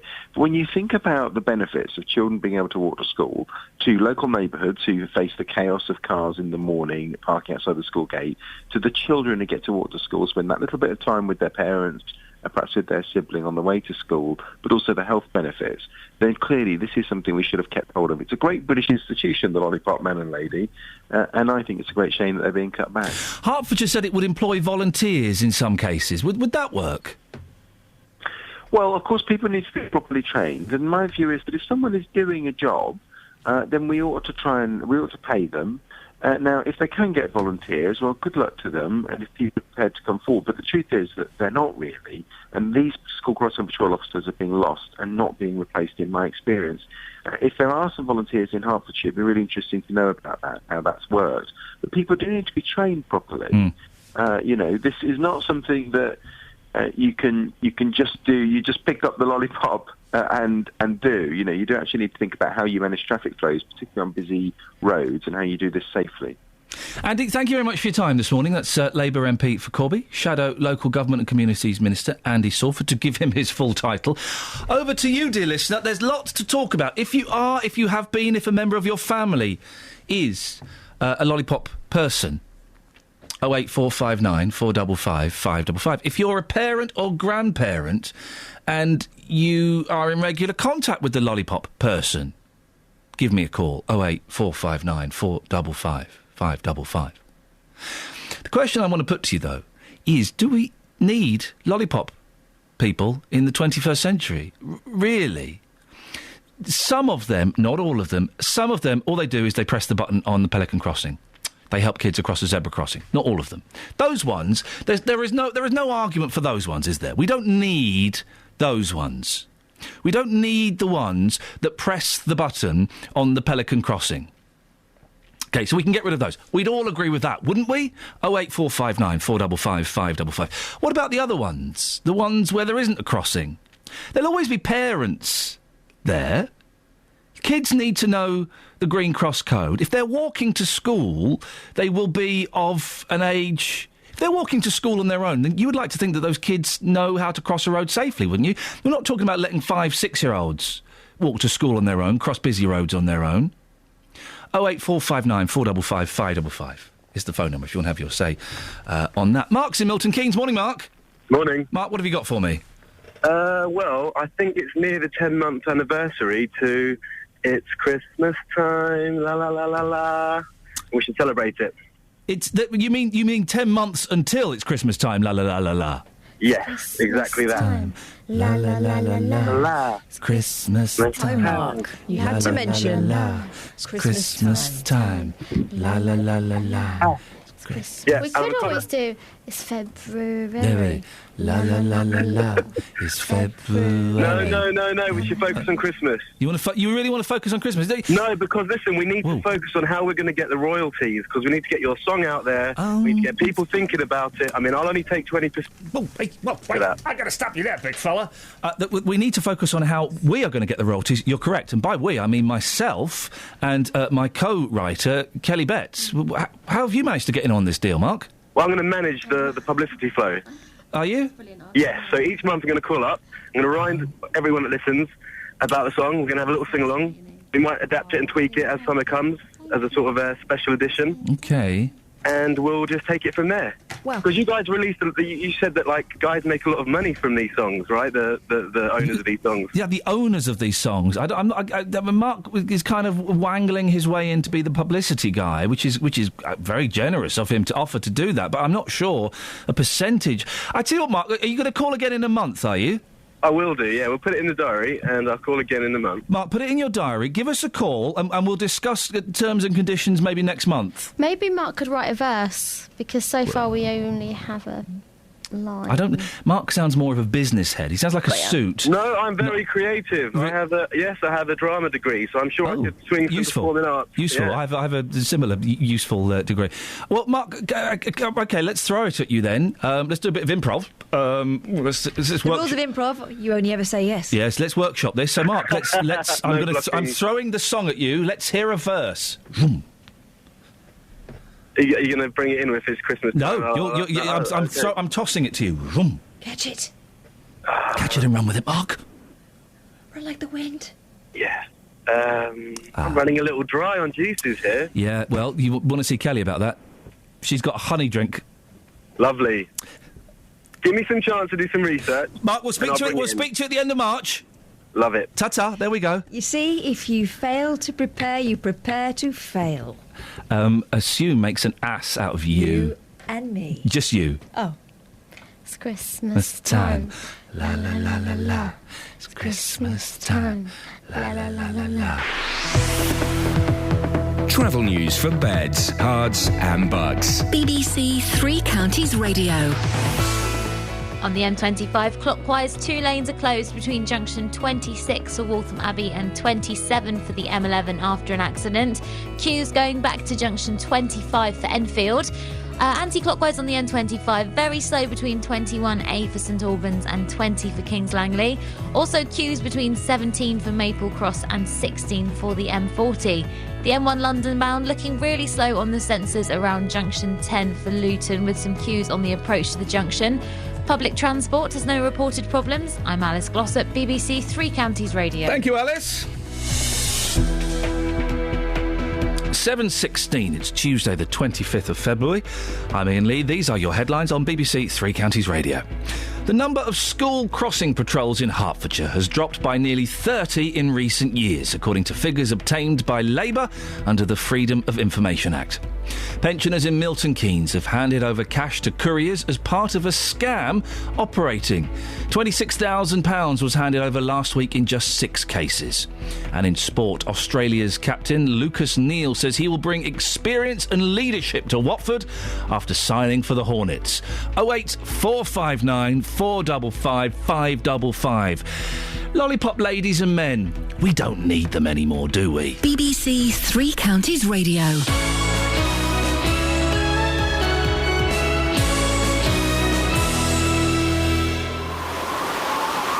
Who wouldn't want a cold Tuesday, February night in Oldham, Exeter, Luton or Stevenage? If you don't fancy it, why not stay in the warm and listen to your local team here on BBC Three Counties Radio. On the edge of the area, driven in again and turned in this time. And it's Andre Gray, wouldn't you know it? We bring you live commentary as MK Dons travel to Oldham, Wickham go to Exeter, Luton host Wrexham and Stevenage entertain Crewe. And forced in by Lucas Akins. Comes back inside McClaw to make it 1-0 and he does. Listen to Three Counties Sport tonight from 7 for all the details on how to listen to your team. Across beds, hearts and bucks. This is Iain Lee. BBC Three Counties Radio.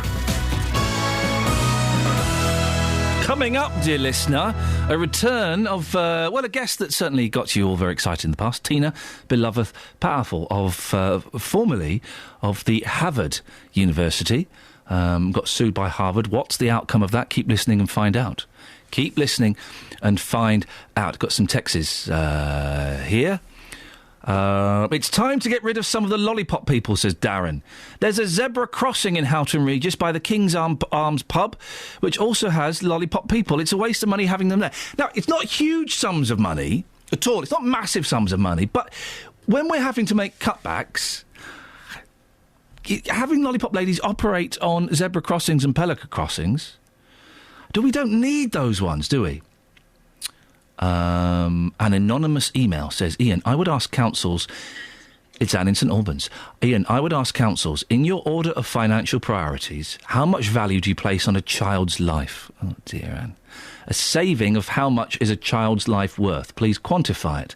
Is it less or more than the salary paid to your top executives? I would barter... What does this even mean? I would barter 10 lollipop people for half a chief exec. The thing is, Anne, it doesn't work like that. And also, by getting rid of lollipop people, you're not necessarily going to lose children's lives. It doesn't quite work like that. It's not an exact science. 08459 455 555 is the telephone number if you want to give me a call. On Facebook, Kafsa says, yes, we do need them. With the increasing gangster wannabe drivers on the roads, we need to keep the streets safe for the children. Monica says, couldn't parents volunteer to do this for free? Oh, hang on a second, yes. And when we were speaking to Andy Salford, the MP, he said, yes, they need training. What training do they need? In all seriousness, what training do you need? You need to be CRB checked, or whatever it's called now. It's not CRB. You need to be checked to make sure you're not a perv, of course. Right. But what training do you need to step into the road, hold up a stick, hold up your hand, and then wave... I'm doing it now. Wave children across, thank the driver, and then walk back across the road. None. I imagine with health and safety legislation as it is, there's plenty of training. No, you don't need training to be... I get kids across... You don't need training... What happens if one gets run over on your watch? You're in so much trouble. They need to cover themselves with You training. pick up your phone and you dial 999. You don't need training to stop traffic. I saw a fella the other day. As you go up towards the M1, there's doing a lot of building work along there, OK? Yeah. They're doing that near Junction 10. There was a fella, he probably wasn't even English. He had a fluorescent jacket. He stepped in the road. He stopped the traffic to allow a truck to pull out. Yeah. No training. And he's foreign. He's letting a truck driver who's in a truck, who's probably not going to get ploughed down and squished into the tarmac if you hit them.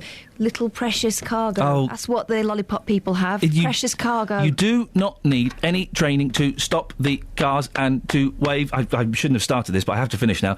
Children across the road. Oh, that must hurt. Ooh, smarted, but I think I deserved it. Joe says, I think this debate is going to be one-sided and very much in favour of keeping them. Oh, you reckon? How can parents manage it? Many work, have younger siblings, blah-de-blah. But how can they be as reliable when their children have to come first? No, leave it as it is, and with people having to work in their 60s and 70s, it's a job for the more elderly. A job for the more elderly. I need your thoughts on this, dear listeners. I need to know what you're thinking on this. Am I being a little bit unfair? We'd all agree, wouldn't we?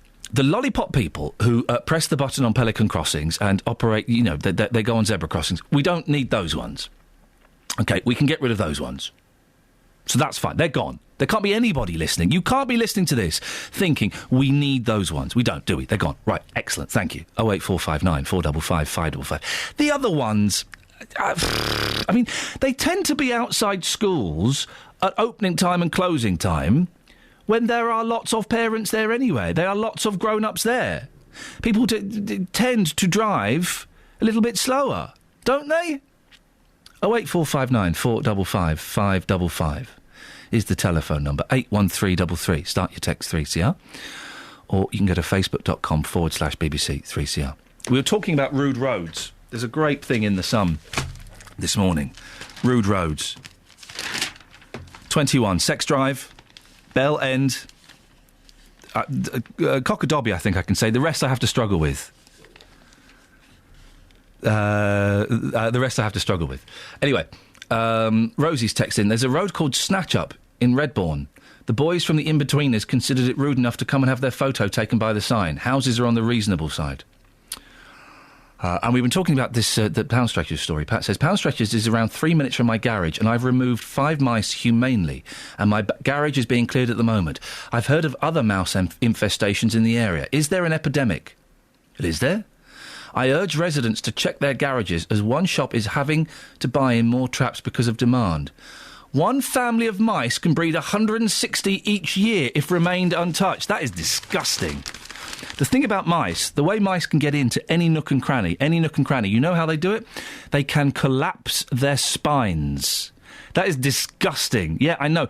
They can collapse their spines. That's how they can fit through those tiny mouse holes. When you see a mouse hole, it's not like in Tom and Jerry, a big, cute thing in the skirting board that you could fit your arm through. It's a tiny, tiny little hole. Tiny little hole, isn't it? There's no door. There's no door. There's no welcome mat. Yes, there's no knocker. I was once surprised by a mouse in the garage, and I did that thing they do in Tom and Jerry. I wasn't wearing baggy tights at the time, and there wasn't a stool available, but I did come running out of the garage going, wah! Wah! Not because I'm frightened of mice. Yeah. But because I was surprised by the mouse. I'm all for, why did it go boo? That's why you're so easy to get here. I am all for animal rights. I'm a big supporter of animal rights, although I did eat a little bit of salmon and a sausage the other day. I support animal rights, but if I saw a mouse, I would hit it over the head with a piece of wood. Really? Yeah, I would crush it. I would crush it. That's horrible. No, They're it's just trying not. to get by like everyone else. Yeah, get by on this. Wallop, have some. Oh, I bought one of those scarers. I didn't want to touch it. I didn't want dead ones in the garage, and I didn't want to poison them. I wanted them to go somewhere else. So I bought one of those things that emits a... the electronic ones that you can't hear. They're good. Yeah, they work. Here's something. I came home the other day and the carbon monoxide alarm was going off. Oh. And so I took the battery out and went to bed. Did I do a bad thing there? You did a really stupid thing. Really? A very stupid thing. It was wet, so I'm kind of assuming it had been dropped in the water. What was it you were saying about assume earlier? Makes an ass out of you. And who else? Me again. makes an ass You. out of you. And who No, else? you. No. You. Yeah, but I'm holding up a mirror. Here's Richard in Winslow. Excellent stuff. Richard in Winslow, what do you want to have a whinge about today? Listen, I've come on as anonymous this morning. Oh, okay, hang on a second. I'm going to sing you some Christmas time verses. But first of all, on the radio on the other morning. Yes. No, Ian Lee, I was mortified. Yes, I know. I was having a day off. Of grief. Anyway, It was Justin Dealey. Did you manage to survive listening to him? What? Yes. Let's have a listen to what they're doing in Radio Norfolk right now. Honestly, I've got to give you the I'm verses. very impressed. Oh, okay. Right. Sorry. Yes. Yes. Are you there, Mother? Yes. Right, here we go. Christmas time, la la la la la. Then it's Boxing Day time, la la la la la. Then it's Easter Day time, la la la la la. Then it's Ian Lee gets the sack time, la la la la la. Right. You're an idiot. The girls thought that was lovely. Yeah. There's no such thing. There's no such thing as Easter Day time. You muppet. Don't you muppet me, you muppet. Get off of my show. How did he slip through the tight net of security I have? Oh, I don't know. I love Richard in Winslow. Right, he's banned. Forever. I put him straight through without even hearing what he's saying. No, well, no, don't. Why? Richard in Winslow is banned forever. Really banned? Yeah. Or Dave banned? No, really banned. You're banned, Richard. Good. You see, he's learnt the lesson. The hard way. 08459 455 555 is the telephone number if you want to give us a call. Let's have a quick look at some of the front pages of the newspapers. No one's phoned in to defend, or not many people have phoned in to defend the lollipop ladies, which would imply to me none of you care. Which means, on your bike, love. Front page of the Telegraph. Cameron, no more coalition after the next election. You'll be lucky, mate. David Cameron is preparing to fight the next general election on a clear promise to the British people not to form a second coalition government, even if he falls short of a Commons majority. Mike Zara and Baby Mia say hello to a fortune. Mark's in Milton Keynes. Morning, Mark. Hello. I've been told you're really annoyed. I'm not that annoyed because I'm going to put some trust and faith into you, but I thought we had a business relationship here, and you're letting any Larry on now, any stupid Larry that's going to insult you. It wasn't any Larry, it was Richard. All right, well, Richard is a bit of a Larry because he's quite rude at the end. I don't think you should be fired. We need you to be in your seat so we can get this business going. I'm not being... There's no such thing as Easter Day, Mark. He would never get through the audition process for the X Factor. Good. He's gone. Good. But just so we're clear, if anyone else rings up, all they need to hear is... OK. You're being... Now, listen, bearing in mind you've only just started calling in this morning, you're being a little heavy-handed with your management style, Mark. You're a bit Colonel Tom Parker and less Brian Epstein. That's how we're going to succeed, Ian, right? That's how we're going to do it. We're going to be hardcore. We're going to get this song out. I'm going to make some money. And who knows, there might be an Easter time la la la la coming up. You never know, that's the thing.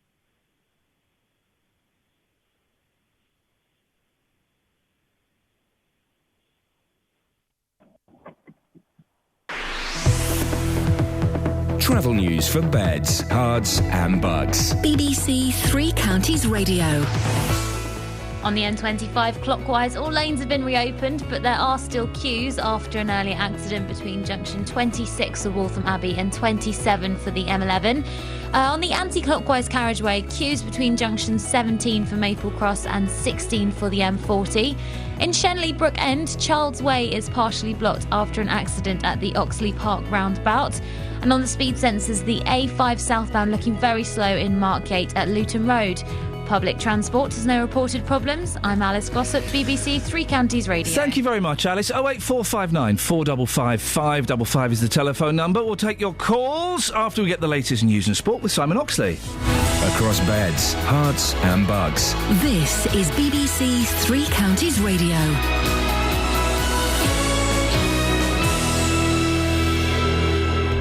The number of school crossing patrols in Hertfordshire has dropped by nearly 30 in recent years, according to figures obtained by Labour under the Freedom of Information Act.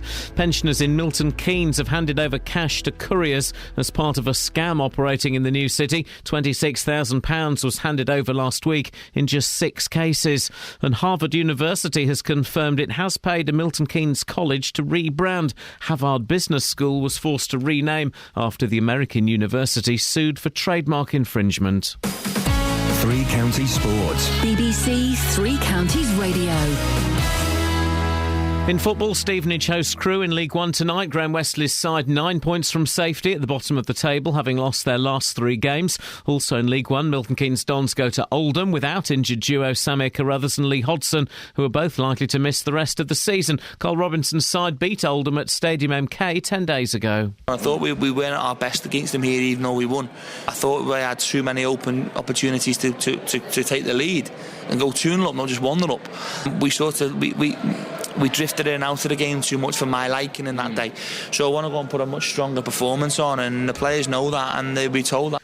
In League Two, Wickham will be without defender Gary Doherty for their trip to Exeter after he broke his elbow in the weekend win over Chesterfield. The Chairboys now 5 points above the relegation zone. And in the conference, runaway leaders Luton, 11 points clear, host the last side to beat them in the league back in September, Wrexham. Manager John Still is on the eve of his 1-year anniversary at the club. I've loved it. It's been a terrific year. All of the work that's gone in by everybody connected, the staff. This is the thing now. I think that what we've created now, I'm not saying it wasn't created before I wasn't here, but everyone's got a part to play. And at the moment, the stronger the team, the stronger the team. And you can hear commentary on Stevenage, MK Dons, Wickham and Luton in tonight's Three Counties Sport from 7. Australia captain Lucas Neal says he will bring experience and leadership to Watford after signing for the Hornets. The 35-year-old former Blackburn and West Ham player has joined for the rest of the season. The last 16 of the Champions League continues tonight with Manchester United in Greece for a first-leg tie away to Olympiacos. And in rugby, England number 8 Billy Vunipola will miss the rest of the Six Nations with an ankle injury he suffered in Saturday's win over Ireland. BBC Three Counties News and Sport. The next full bulletin is at 8. Across beds, hearts and bucks. This is Iain Lee. BBC Three Counties Radio. I was just reading an interesting story in The Independent. Rude Talk Radio launches with a subscription to beat the censors. This sounds quite interesting, Naughty Radio fans.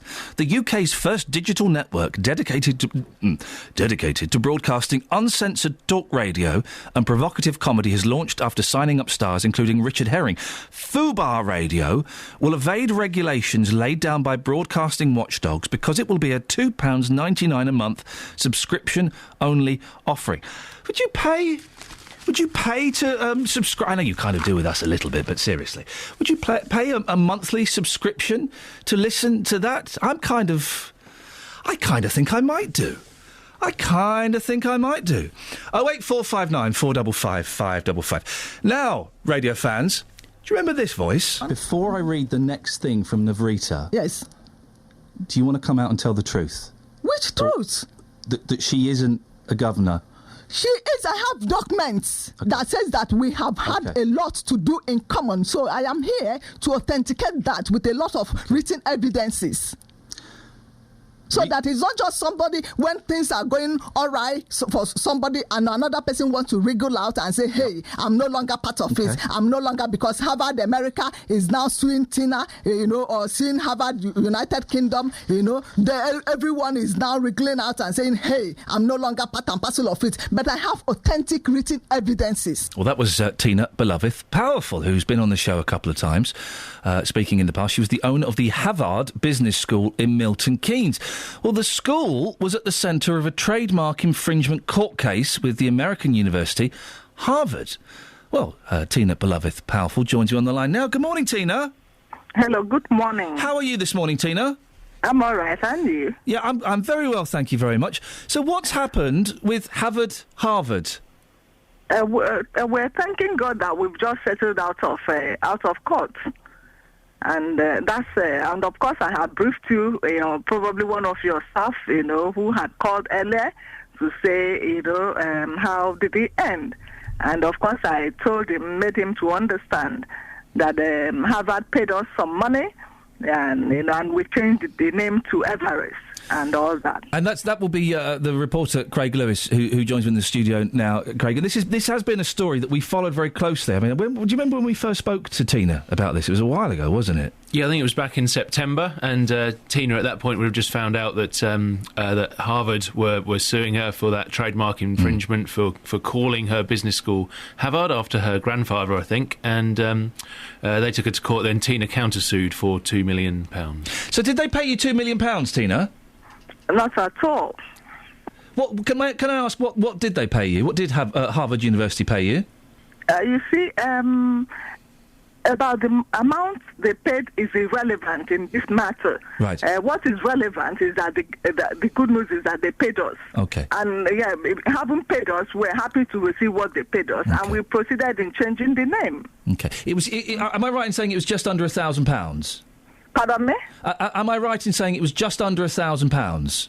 You see, you're still insisting on knowing how much, and but I said I am not interested in the amount they paid. But what we're interested in, yes, that is that they paid us. It was just under £1,000, wasn't it? Whatever they paid, we accepted it, and we felt happy, and we moved on with it. So you accepted a figure of just under £1,000, a little bit less than the £2 million you were after, but still a victory, isn't it? You must be very pleased. We're very, very pleased indeed. Where does you've called the university Everest now? Where does that name come from? My father's name is Everest. My father's first name is Everest. So you're keen to definitely name this after male members of your family, because Harvard was your grandfather, wasn't it? And your father is Everest. Yes, please. You're not worried that the window people or the mountain will try and sue you? No, not at all. Okay, and so what are the plans with Everest University? Where are you hoping to take that, and what are you hoping to achieve with it? Just to continue with what we're doing to help the poor, the less privileged to, get education. Because to us, education is not a privilege to the less privileged, but an integral part of their fundamental human rights. And because when we spoke to you before, you were offering courses for free, weren't you? Are you still doing that, or have you introduced the charges now? Well, we try to introduce the charges, but we have to. When you go into our website, we have about 3,500, but now for instance, the seated students we're charging 1,500. Just to encourage them to continue to, and we're charging 1,250 for online students. Okay. Yeah. Tina, it's Craig here. Aren't you charging students taking PhD courses up to £10,000? You see, yes, we intend to, but we don't have a PhD student at the moment. What we're doing is we're building a foundation, and that foundation starts with a diploma, diploma in biblical studies and transformational leadership. When we spoke to you before, Tina, and it's always a pleasure to speak to you, we get lots of good feedback when you come on, but there were some question marks, weren't there, over the accreditation of the courses that you were offering. Has that all been resolved now? You see, that's the point we're talking about. Accreditation is not instant. Accreditation is what, sorry? It's not instant. It's not something that you get immediately. Accreditation is what you get much later when the school is up and running. You understand? Right. So, and I gave you, probably there was a statement I sent to you about list of all universities, including Oxford University, Harvard. Harvard, in fact, was accredited after 200 years of it being, and Oxford was accredited after 152 years of its operation, and one other, Cambridge University in America, college in America, I think is accredited about 37 years of its, I think that you're talking about dates before the accreditation system was introduced, though. And also, you are offering degrees, aren't you, without the accreditation. Are you allowed to do that? Yes. It's a business school, so when you're doing private school, you understand, I am doing private school, and whatever you feel you want to, yes, I am allowed to offer, degrees. That's in my school, but again, we've not even started offering it because we don't have we don't have our own property as it is. Yes. Craig's just handed me a letter. Who's this email from, Craig? That's from the Department of Business. Okay, the Department of Business have said the process for obtaining degree awarding powers is a demanding process. The criteria are all the same for all providers and include a 4-year track record in delivering higher education before an application can be made. It's an offence under the Education Reform Act to award, offer or invite applications for a degree which may be taken to be granted by a UK institution unless it's a recognised award. So basically, this is saying, if I've got this right, Craig, you're not allowed to offer these these degrees without the accreditation. Is that right, Craig? That's exactly what they're saying, yeah. Tina? Yes, please. Yes, this letter says that you're not allowed, that I've got here in front of me, says you're not allowed to offer these degrees without accreditation. Well, I have a lot of, if you go online, you have a lot of you have a lot of universities in United Kingdom who are still offering courses without any form of accreditation. Yes, but that doesn't... I went online and I did a lot of research. So if they want to, introduce that, they should make it, you understand, make it obvious and, and start from the people that have been offering without, accreditation. Oh, of course. I mean, but you'd agree so that it's not just like one person, holding on to one person and now beginning to introduce law. So if they have that... The law's not just being introduced. It's been a law for a while. And I would they should then start from the people and begin to, prosecute them and call them on to bed. Of course, I have not offered any degree so you would, at the moment. You would welcome prosecution then, would you? What I'm saying that I have not offered any degree courses at the moment. I intend to offer it. Oh. So well, they're on your website, Tina. Yeah, that's what I'm saying. That, confessions alone, without evidence, does not, is this why prosecution? Is this why the trading standards are still investigating you? That trading standards are just ignorant, bunch and bundle of ignorant people who do not know their left from their right. I think the trading standards. I don't think you can ignore them. And I'm not ignoring them. I'm just saying that there are bunch of ignorant people. That if they want to put things right, they should start from foundation. They will go to people because I have not even done. That's why they don't have any evidence to hold on to me. But so why are they evidence to Tina? Yes, please. Tina, why are they may be, in your opinion, ignorant people, but they are a powerful body and authority that does look into... We're not disputing that. Their power ends in their advice, and they, you understand, because they don't have authority to prosecute. It's only court in United Kingdom that can prosecute some... Yes. Yeah, it's only court. Court is the highest form of, arbiter where that can try people and, find you. But trading standards could take you to court. I just wondered why... Yeah, of course. Yes. Trading standards can take to court if they, you understand. Tina, so why are they investigating you? You should ask them, because they, like I said earlier, they don't have work. They are not gainfully employed. If they are gainfully employed, they would have been giving me award and honor, because I am doing something fundamental, training illiterates, using my own. I'm a professional, for crying out loud, and my salary, as it were, as a year 2004, should have been, it was £250,000. But, so having added value as a lawyer, you understand, an international lawyer for that matter, with master's degree. Just calm down ever so slightly. That's what I'm saying. Okay, so you want 200... My salary ought to have increased by now, but I've humbled myself and used my you understand, use my whatever that I have to understand, just train people without even taking money from them. You earned £250,000 in 2004, and you've decided not to earn that much money to dedicate yourself to learning and educating people, which is very, very noble. You have charged some people for the courses, haven't you? I remember when Justin Dealey came to your award ceremony, he spoke to a couple of people who had been charged. No, that's what we're saying. I never charged anybody I think we spoke to someone who paid £150 or something. Hold on, if you ask me, then allow me to explain myself. So, yes, of course, I said there was, I have some manuals, that's lecture materials, or which I introduced that I use in training. You understand, and to make the lecture easy because the people that you're training, though we have some people who are already degree holders but who want to study biblical studies and transformational leadership. So what we did was that I prepared the manuals, 23 to be more precise, which includes biblical studies and transformational leadership, and taught them how to write books, book publications. And what I did was that each manual is sold for £10. And it is optional for them. Each manual is £10, You've and it's explained optional. that. Yeah. Yes, to Is them. it true, so some Tina? Of them, hold it. So some of them purchased it. Some of them did not purchase it. But again, I taught it free, so I did not charge any school fees. I did not charge any tuition. Where are you holding your courses? We were holding it. One of your BBC staff came and saw where we were holding it. That was at Christ the Cornerstone. Okay, so you're still holding your courses at Christ the Cornerstone Church? At the moment, we're not holding it there. We're looking for a permanent place. Because Everest has claimed to be holding its courses still at Christ the Cornerstone Church, and I've got a message from someone from Christ the Cornerstone Church. Can I read it to you? Okay, go on.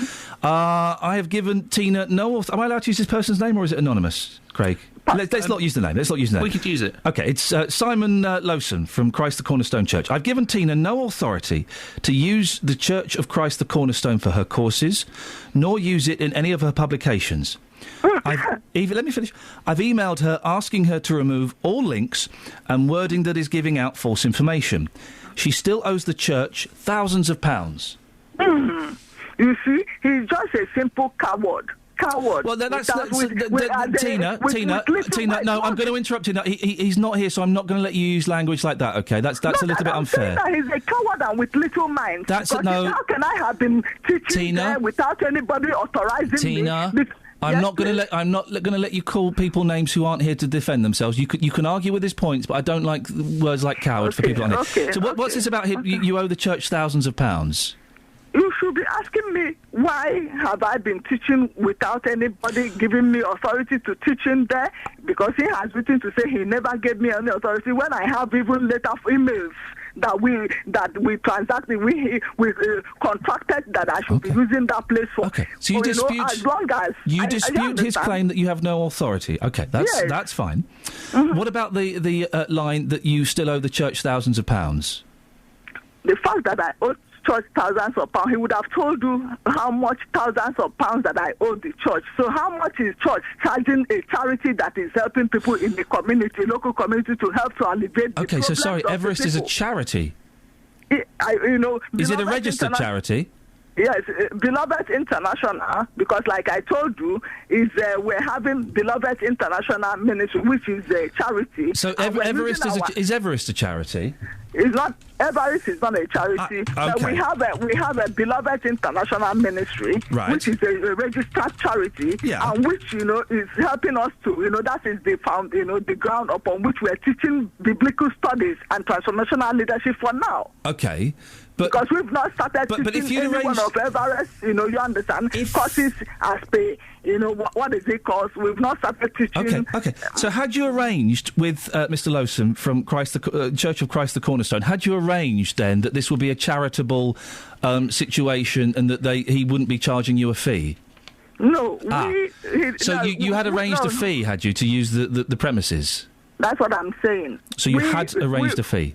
The two of us, he wrote us, and I approached him in person, and he wrote a letter to confirm, yes, we can start using the place. Okay, but did he confirm you could use it for free as you are working on behalf of a charity now? No, he said we should be using the place for had you agreed... Well, just hold on, for £50.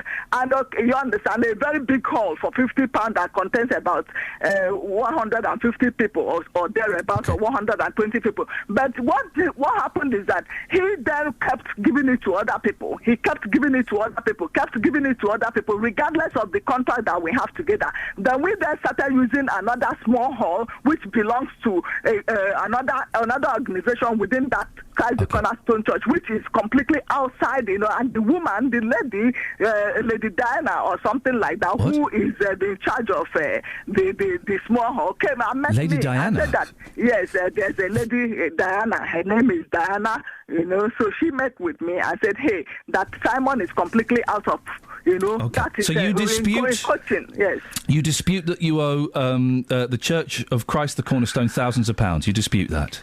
I am not. When he said thousands of pounds, yeah, I dispute it. If So he you- said you thousands of pounds, he would have in fact told you how much is the thousands of pounds because. Well, maybe I can imagine he wouldn't want to go into specifics of his business Yeah, relationship. you see, do you thousands of pounds. do you owe him any money?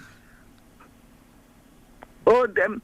From what that lady had told us and told me, because she too emailed me and gave me precisely how much she booked for the small room, and the small room is nowhere into what Simon had asked me to pay. So you claim? Do you claim you owe him anything or nothing?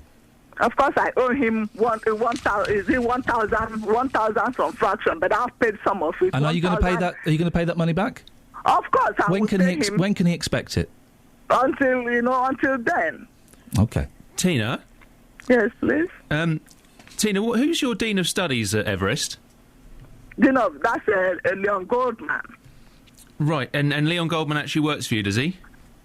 Leon Goldman, I hired him and paid him to work for me and to help me with accreditation. Okay, so... But he's yet to deliver. So I hired him and paid him to work for me on part-time basis and to start with accreditation, which he has not delivered. And that's been a long time. But I still, believe that he will still find time to get me the accreditation, or which I have paid him for. When I spoke to Leon Goldman, he said he did some work for you 4 years ago, but he has nothing to do with Everest now, and he sent you an email asking you to remove his picture and his statement, and saying he's not your Dean of Studies at all. Yes, you see, he sent me an email saying remove my, because of the heat that is going on, remove my name, my picture from your website. I said, hey, with all pleasure, I would love to remove it as soon as you deliver and get me what I have paid you for. If you give me, So are you give me holding, the accreditation, are you holding then him I to will ransom remove. then? Yes. You're holding him to ransom. You're not going to remove his name until he pays me back or he gets me the accreditation, which you cannot collect money from people, which of course I have the bank statement showing that I paid him some substantial sum of money. And if he pays me back the money, with gladness of joy, if he pays me tomorrow, I will remove it immediately. Well, Mr. Goldman claims he has done that work for you on accreditation. He did it 4 years ago, and So he has how nothing would to do I- with Everest now. Yeah, well, how would he have given me accreditation and people, and I am, you understand, that was ASIC. Remember when my website, I had ASIC because ASIC people, they know him very well, you understand, they even call me, so I have in my phone that I'm speaking to you, some names that they say, oh, Leon, because they know him, he has been getting some other colleges accreditation. So he, as a matter of fact, he's still owing me. He has not gotten accreditation. Okay, well, he has not gotten tier 4. Tina, this is a bit of this is a bit of a recurring thing, isn't it? Having people's names and details on your websites when they've actually got nothing to do with you. Do you remember we spoke about Navrita Atwell before? And he is the one that gave me his pictures and signed it and wrote all those things. Tina. He wrote. He's the one that helped me with the, you understand. But he has not done what he was paid for. Tina, can I ask you a question? Why? Last time we spoke, there was a letter from Mark Lancaster up on your website, wasn't there? Now, I'm struggling to find your website at the moment, but we've just had a call from someone saying that letter is still up there. Yes, that's Beloved International Ministries. So the letter from Mark Lancaster is still up? Yes, please. Because if I remember correctly, Craig, Mark Lancaster, and you can fill in the details, the connection here, but he was adamant he wanted that letter taken down, didn't he? Yeah, that's correct. I think he'd had a meeting with Tina Beloved Powerful, and he'd been sold on the idea that Navrita Atwell, who is the race equality chairman, was working with Tina, and that wasn't true. And when he found this out, he wanted that letter removed. He'd asked on a number of occasions, and it sounds like it may still be there. So it's still there, is it, Tina? Pardon me? It's still there, is it? Yes, it is. Yes. Are you able to take that down? No, I am not able, because the guy, like I told you when I came in there, the guy that built the website, Mosin. Oh, Mo, Mo, you lost Mo, the website guy. Because the thing is... hold on. Mo, went with us to see Lancaster. When Navrita herself came, we had a meeting together. Navrita wrote the letter that we sent to Lancaster. Yeah, hold on. No, Tina, we're running out of time. We're going over slightly old ground. They would like those letters taken down, and I don't think that... More, if you can get more, it will be taken down even today. today. If you can find more, because we cannot find more anywhere. That's why nothing new has entered there. How come you've managed to change all of the rest of the website to put Everest up there, and yet you can't change that? That's a completely different website. We are talking about two websites. The other one is Beloved International, which is our charity website, which is our church website. We are into religious studies and biblical studies, and you understand, transformational leaders teaching the people, the less privileged, to acquire some knowledge and, of course, help to. It's unfair, though, isn't it? It is unfair to keep letters up from people when you know they don't want them down. And I'm sure, Tina. If you can locate I'm sure. No, locate him. It's not fair to blame it on a gentleman called Mo. I'm sure you could find. Because he's what is it called? Sure. He's the web designer, the web builder. Yes, the web I'm designer. Sure you and could. I cannot. I'm sure you could find another web designer who could. No, if you can help me because I cannot. If you can get me somebody to remove it today, I will. I don't have any need for it. We are teaching the word of God, so the word of God is what makes is the strength. Is the strength that we have, not any letter. That's why I'm getting a bit bothered that this letter has become a big issue. You understand? You can understand why it's a big issue for Mark Lancaster, though, can't you? If he doesn't want you can understand why it could be seen as a big issue for Mark Lancaster if it would appear that he's giving approval to a company and a business he wants that taken down. He feels he was misled and he wants that taken down. And it's unfair to keep it up there, isn't it? That, for him to feel misled is not fair on me, because we came as a group and came for meeting with him, and he wrote those letters. So if he suddenly did not, because of misconceived idea, or you understand, instead of praising me and giving another letter, if he could give people letter in Milton Keynes, a lot of people would have been more active in helping out with problems in Milton Keynes. So it's Mr. Lancaster's fault. Pardon me? It's Mark Lancaster's fault. If he did what? It's Mark Lancaster's fault that the letter's still there. If he... I can't hear you properly. OK. Listen, Tina, we're going to let you go. Congratulations on your victory over Harvard. Thank you very much. God bless you. Thank you very much. And maybe we'll get to speak soon. Let us know how that trading standards investigation goes.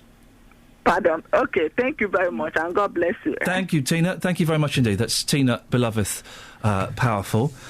Craig Lewis, I know you've been doing a lot of work on this and a lot of research, and we appreciate your time. I don't think you can, and she did say, it's been highlighted by Paul Scoins, who's been listening intently. I'm going to ignore the trading standards. You just for anyone out there, you can't ignore the trading standards. They are a very serious body, aren't they? Yeah, of course they are, and they're taking this investigation very seriously.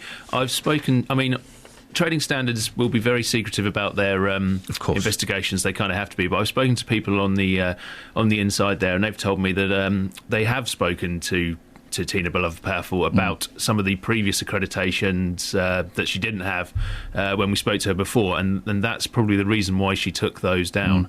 And I also believe that within that court case with Harvard, there was mentions of her false accreditation within that, and that's probably precipitated her taking those down as well. But unfortunately, she's just up to her old tricks again with these new degree courses. Craig, I really appreciate your work on this. Thank you very much. No doubt we'll be speaking about this again in a couple of months. 08459 455 555 is the telephone number if you want to give us a call. 81333. Start your text 3CR, or you can go to facebook.com/BBC 3CR. Coming up in the next hour, lollipop men and women. Really, 2014, aren't they an old-fashioned, outdated concept? Do we need them anymore?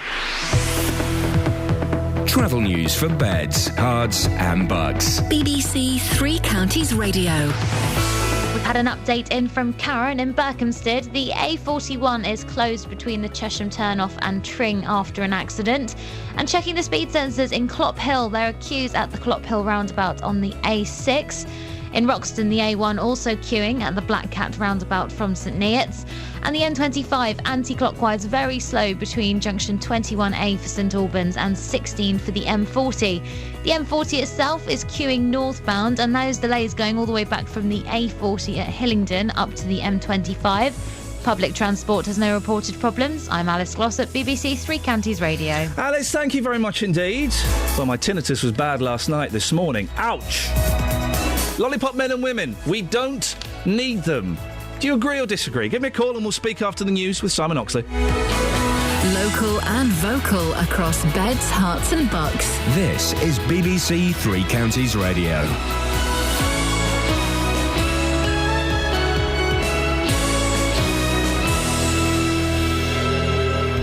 It's 8 o'clock. The headlines: fall in school crossing patrols in Hertfordshire, pensioners conned out of cash in courier scam, and Milton Keynes College paid to rebrand by American giant. BBC Three Counties Radio. The number of school crossing patrols in Hertfordshire has dropped by nearly 30 in recent years, according to figures obtained by Labour under the Freedom of Information Act. They discovered that between 2010 and 2013, the number of lollipop men and women in Hertfordshire dropped by 28 to 154. The council disputes the figures, but Lib Dem councillor Stephen Giles Medhurst is concerned. In Hertfordshire, these are primarily where there are no other crossing facilities, and they're on routes to school which are heavily trafficked. Now, the County Council took a policy decision, which we opposed, and will oppose again today in our budget amendment, to restore the cuts to this area, not to replace them when the individual retires or seeks a job elsewhere. Pensioners in Milton Keynes have handed over cash to couriers as part of a scam operating in the new city. £26,000 was handed over last week in just 6 cases. The pensioners received phone calls from someone claiming to be from the Metropolitan Police Fraud Squad, asking them to withdraw cash, which would then be collected for fingerprinting. John Baston is from Thames Valley Police. It's a generation who were brought up to trust and respect and obey authority and not to challenge. And that's the problem. And it's a crying shame. These people have lost money. They've lost their confidence. They've lost their faith in human nature. It's very, very challenging for me now to try and get their money back. The search is continuing for the deposed president of Ukraine, Viktor Yanukovych, who's been declared wanted for mass murder. Ukraine's new leaders hold him responsible for the deaths of anti-government protesters in the capital, Kiev. The Foreign Secretary, William Hague, will hold talks about Ukraine in Washington today with his US counterpart, John Kerry. Harvard University has confirmed it has paid a Milton Keynes College to rebrand. Harvard Business School was forced to rename itself Everest after the world-famous American university sued for trademark infringement. The case was set to go to the High Court, but this week Harvard confirmed that it had paid a nominal amount to Milton Keynes school owner Tina Beloveth Powerful. Speaking on this programme, she also dismissed a trading standards investigation into her. I'm not ignoring them. I'm just saying that bunch of ignorant people, that if they want to put things right, they should start from foundation. They will go to people because I have not even done. That's why they don't have any evidence to hold on to me. Pound Stretcher has been fined £26,000 after mice were discovered at its store in Houghton Regis. Environmental health officers found food gnawed by mice on the shelves and mice droppings in the Bedford Square shop and warehouse. Pound Stretcher pleaded guilty to 5 offences at Luton Magistrates Court yesterday. In sport, Bottom Club Stevenage host Crewe in League One tonight. MK Dons go to Oldham. Wycombe go to Exeter in League Two, with conference leaders Luton at home to Wrexham. And the weather, any early rain clearing to leave a mainly dry and bright day, a maximum temperature 11 degrees Celsius. And you can get the latest news and sport online at bbc.co.uk/3 counties.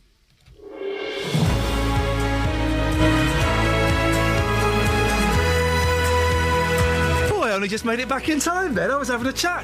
I was having a chat with the girls next door. I heard Simon doing the weather. I thought, oh, blimey, I've got to move. You never see me dash so quickly. Thank you, Simon. Excellent stuff as always. Morning. This is Iain Lee, BBC Three Counties Radio. Do you know what? We need to get more guests like Tina Beloveth Powerful on in the show. It really wakes me up. My brain is razor sharp and alert at the moment. I feel alive. Gordon's alive. Right, where are we? 4 minutes past 8. It's still pretty miserable outside. Lots coming up on the show, including... Well, it turns out lollipop ladies and men could possibly be a thing of the past. They are being cut back in the cut backs. But do we really need them anymore?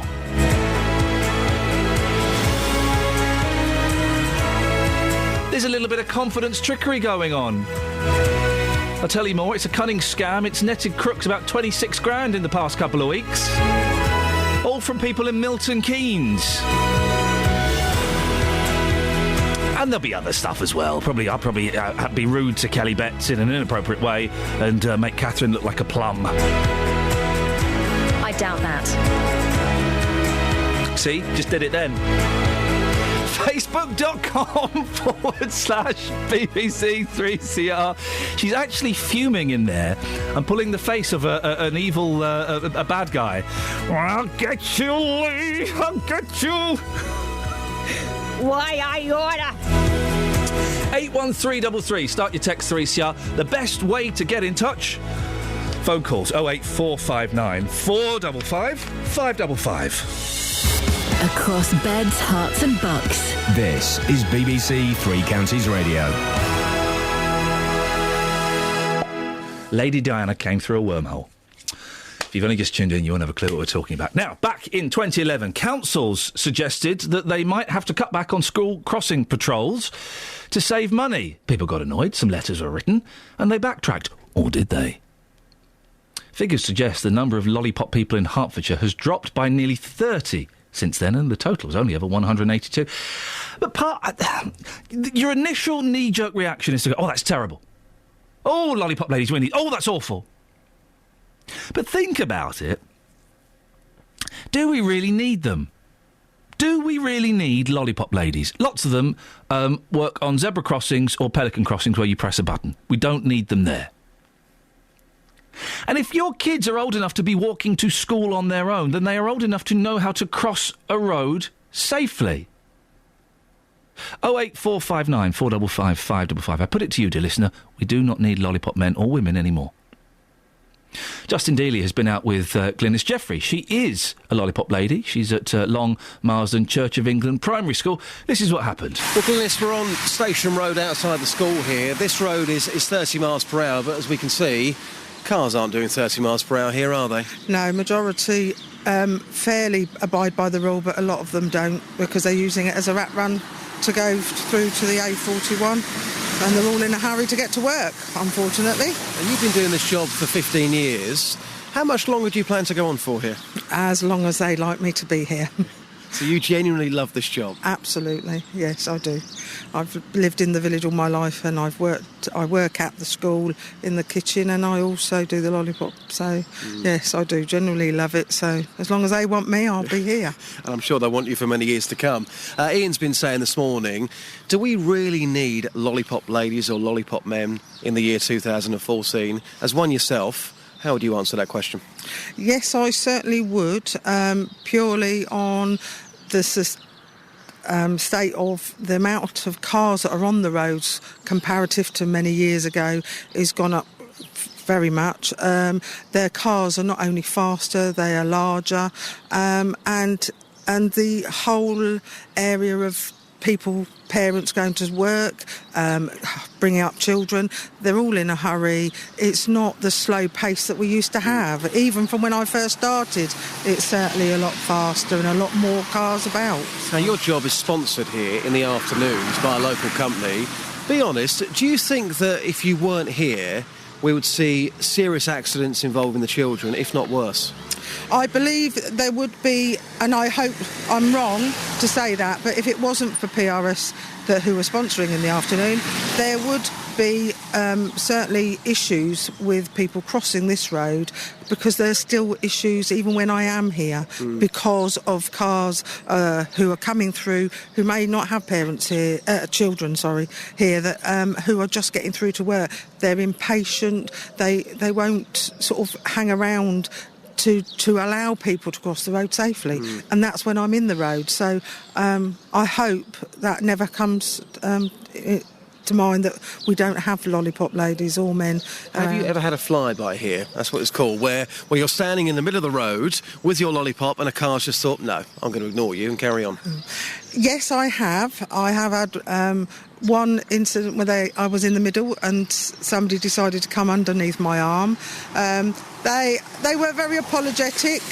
Again, it's down to people's minds or other things, and they're thinking about getting from A to B and not so much what's in front of them. And I've had also people that won't give me the time to get back on the path. They're in a hurry yet again and they want to go and they get round some way. Incredible. And just lastly, You're getting paid a nominal fee to do this. You're putting yourself in danger 5 days a week. Why do you want to do this job? I love this job, and I do believe that everybody that does this job is there because of the love of making sure the safety of the children, making sure that this particular road outside our school is particularly safer for maybe 35 minutes. Regarding anything else, I don't think it comes into the equation with this particular job, because you either do it because you love it, because, like you say, I don't think you'd be stood out in all weathers, soaking wet at guaranteed 3 o'clock, 9 o'clock, or 8:30, I should say. So, no, I don't think it comes into the pay system. It's just you love the job and you do it. I appreciate your time. Thank you very much indeed. Thank you, Justin. Well, that's Justin Dealey, who's been out with Glynis Jeffrey. Justin has we'll speak to Justin before the end of the show. He has kind of a vested, not vested interest, that makes it sound like he's coming from an angle. He's perhaps slightly more passionate about why we should keep lollipop ladies, because his mum was one. And good work for her. Good work for all lollipop ladies and men. But, Ruth, in High Wycombe, do we need lollipop ladies and men now? Yes, definitely. Why? Well, they keep the children safe, they keep the roads safe, and actually they help the mums and the dads cross the road. My son's school, the lollipop man was ill and then he had to retire, so the parents stood in until they got somebody permanently, and now they've got a new lollipop lady, because there was no way they were going to have the road accessed without crossing. And they're even now picketing to help the villagers. So, you know... So how old are the kids that are crossing the road? Anything between 3 and 10. Right. In fact, probably older, because some of the secondary school children or the youngsters use the crossing to cross over to get the bus. So a significant number of those, they'll be crossing with adults anyway, won't they? The 3, 4, 5, 6, 7-year-olds will be crossing with their mums and dads, so you don't need lollipop ladies. Well, yeah, you do. I mean, when my husband was knocked over on that road, and he's an adult. I would hope so, Ruth, otherwise that'll be a very odd relationship you've got. And, I mean, there is a zebra crossing, and that's where he got knocked over. Oh, and, I mean, I think a lot of the adults feel more safe. Yeah. The road's a horrible road. Yeah. It's such a busy road that, you know, the adults feel safe.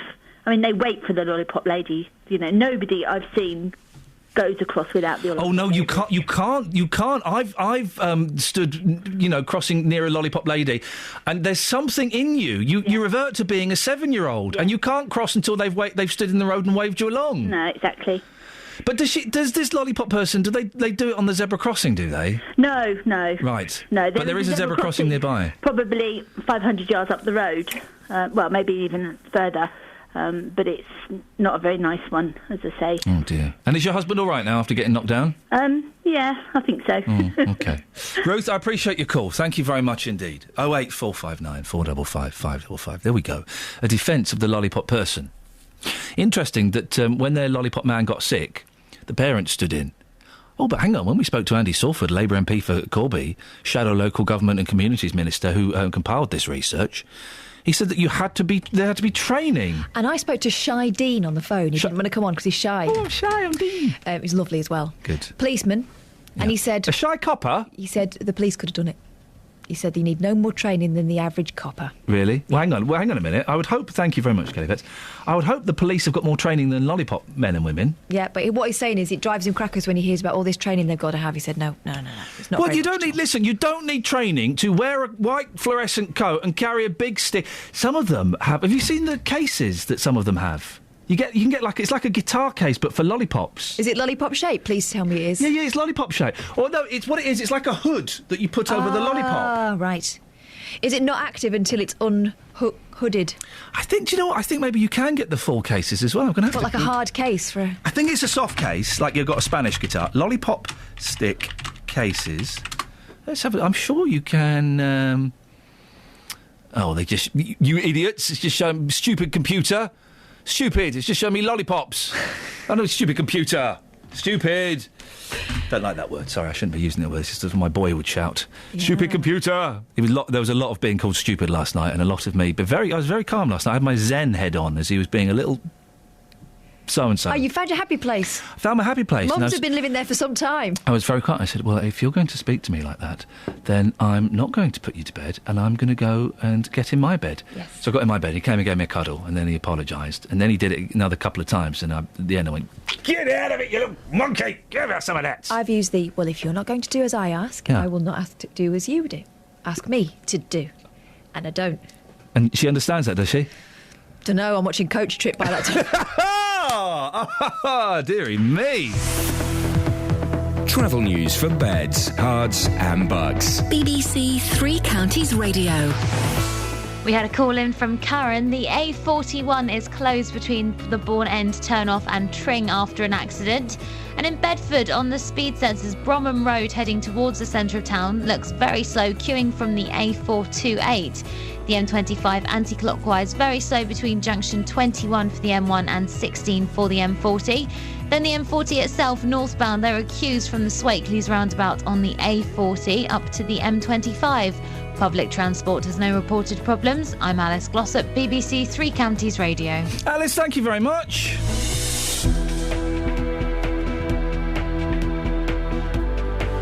Right, 8:16 or thereabouts. It's Tuesday the 25th of February. I'm Iain Lee. These are your headlines on BBC Three Counties Radio. The number of school crossing patrols in Hertfordshire has dropped by nearly 30 in recent years. That's according to figures obtained by Labour under the Freedom of Information Act. Harvard University has confirmed it's paid a Milton Keynes college to rebrand. Harvard Business School was forced to rename itself after the American university sued for trademark infringement. And in sport, conference leaders Luton host Wrexham this evening, the last side to beat them in the league back in September. BBC Three Counties Radio.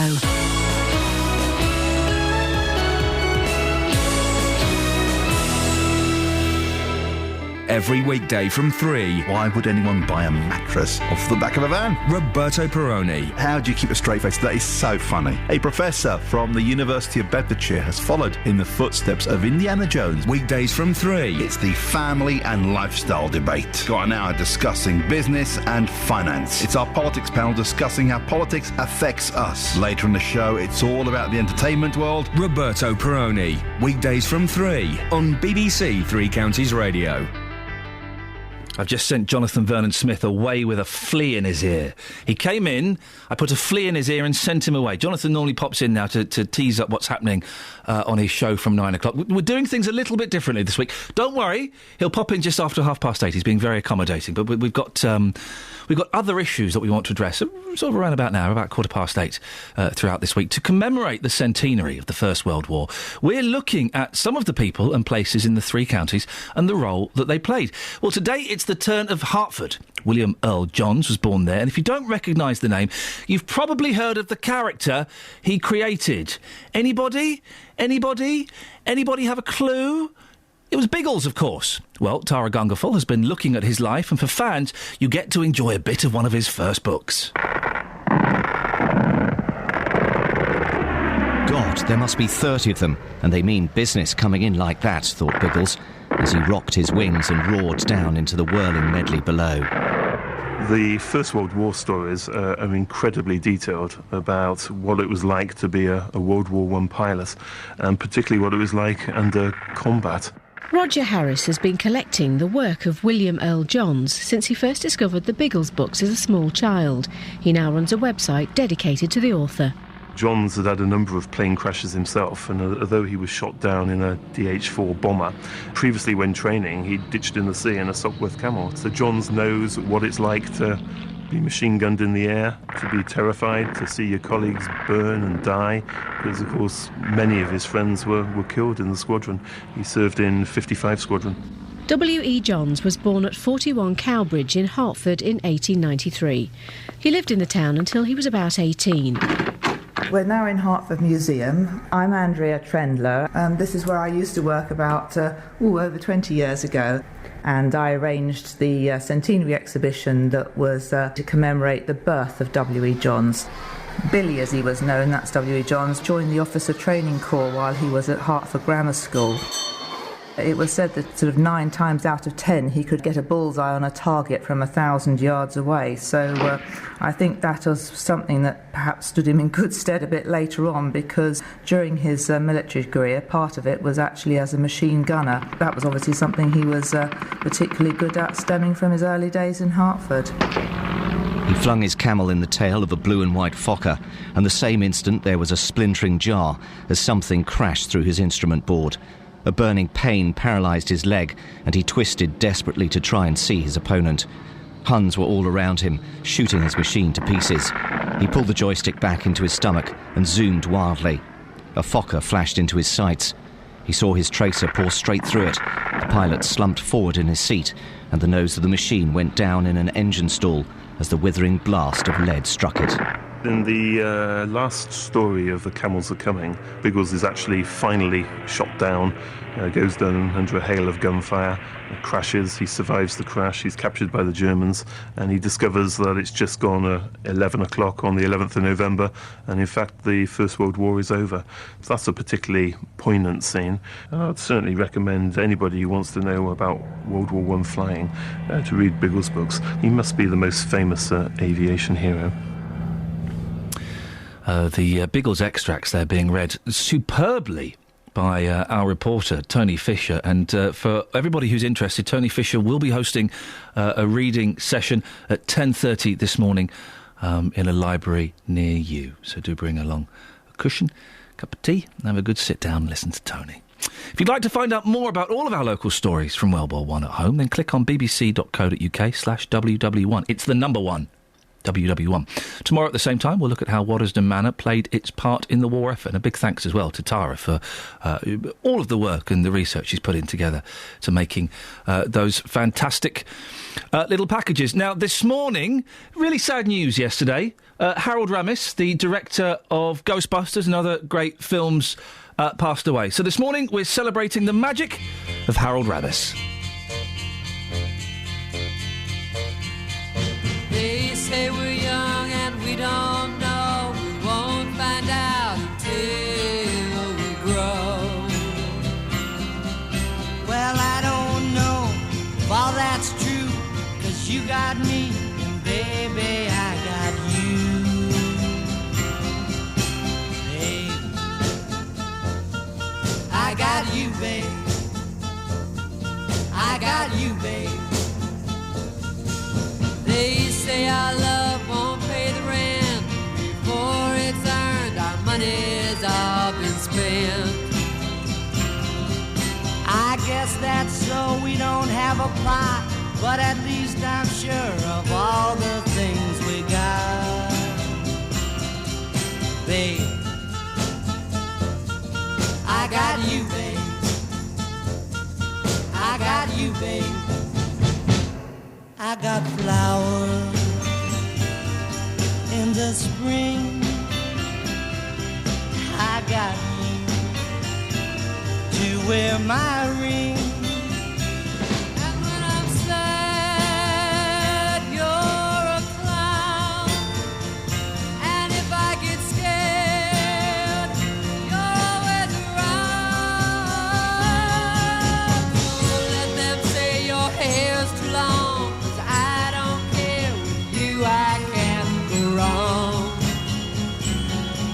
Then put your little hand in mine. There ain't no hill or mountain we can't climb. Babe, I got you, babe.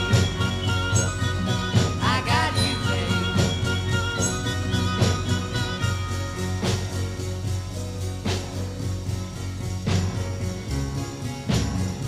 I got you to hold my hand. I got you to understand. I got you to walk with me. I got you to talk with me. I got you to kiss goodnight. I got you to hold me tight. I got you, I won't let go. I got you to love me so.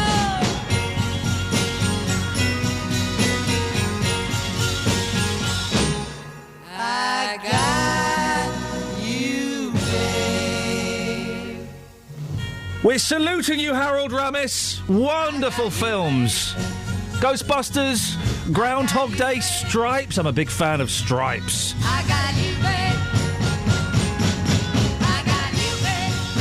I did a bad thing. Uh-oh.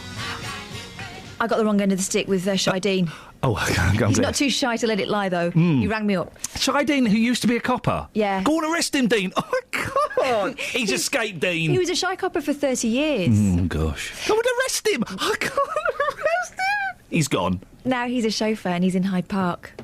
Behind the barrier, though, I dare say, at the front of the car. He doesn't have to. Yeah. What he said was, he wasn't saying that the coppers should be brought in to do it. Oh. He said that there's no need for someone standing outside with a lollipop because if there is a particular problem with traffic outside a certain school, Yes. the police will clamp down on it and sort it out. I don't. Thank you for clearing that up. I look forward to Shy Dean calling up to correct you again.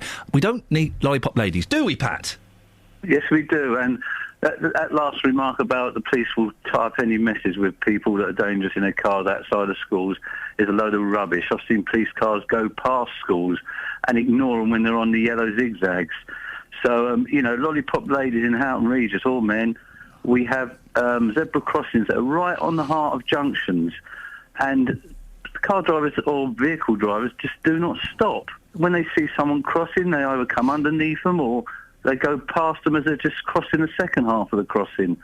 And the volumes of buses now, because of the busway, we have 2 queuing outside Morrison's. One of them queues on top of the zebra crossing. So, it's down to these the traffic management that we got in these councils to look at this all again. But Pat, you sometimes see lollipop men and women who work on zebra crossings and who press the button on pelican crossings. Even you, Pat, would have to accept we don't need those ones, do we? Yes, we do. What, to press a button? Yeah, hang on a minute. Have you seen these cars that see orange at the last moment going to red and they just shoot through? Yeah. Have you seen these people going through the red lights as well? I've seen amber gamblers, yeah. But what you do, you shouldn't be crossing when the light is orange. You should be crossing when the light is red and the green man is illuminated. When it's red, you should be crossing. And if you're about to cross and someone shoots through, it saves a life if you've got a lollipop person there. What, because they get knocked down? No, they might get knocked down, but they're there to... Well, then, hang on, why won't they get knocked down, but yet a kiddie is going to get knocked down, Pat? Because they're keeping the children back while they see it safe to cross. That's the reason why. People don't know what red lights are about. Yes, of course, Pat, don't be ridiculous. Of course they know exactly what red lights are for. Really?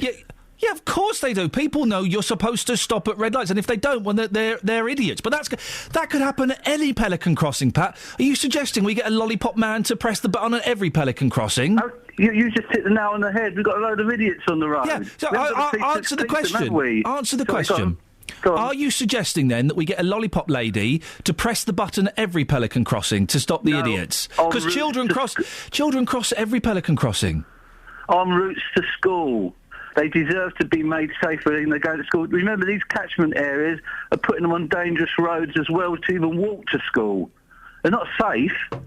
Pat, you're not going to get a lollipop man on every road that you have to cross. It's only going to be the road... I didn't say that. You did? I didn't say that. No, you said, Pat, you said you'd want one at every crossing on the route to school. No, Rewind the tape, Pat. You said on the route to school. Okay, on the route to school, yeah, I agree with that. Well, that's ridiculous. That's going to need like another... That's going to need about 6 times the amount of lollipop people we've got already. All right, so we get rid of all the lollipop people that go on these crossings, and then when you get some child killed or some adult killed, someone's going to turn around and say, oh, yeah, perhaps we shouldn't have done that. Hang on a minute, Pat. Lollipop people aren't supposed to be helping adults. They're not protecting adults' lives. I didn't say they were protecting them. I said someone goes across that road. You said when an adult gets killed.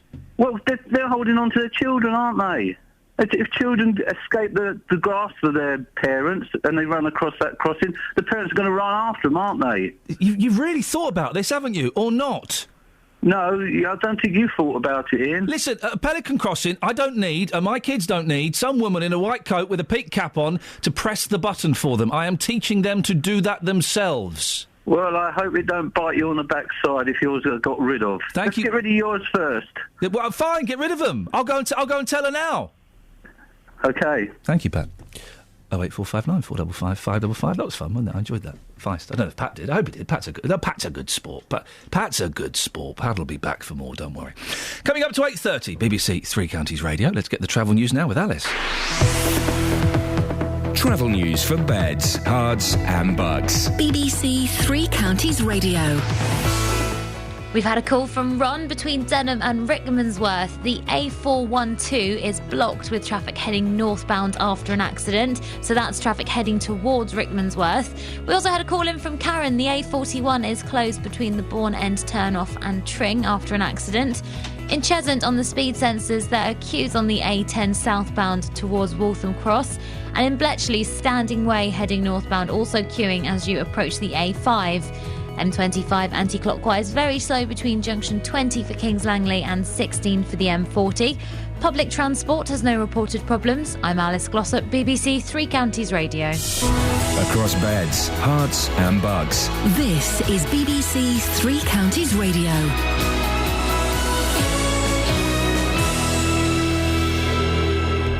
It's 8:30. I'm Simon Oxley. Pensioners in Milton Keynes have handed over cash to couriers as part of a scam operating in the new city. £26,000 was handed over last week in just 6 cases.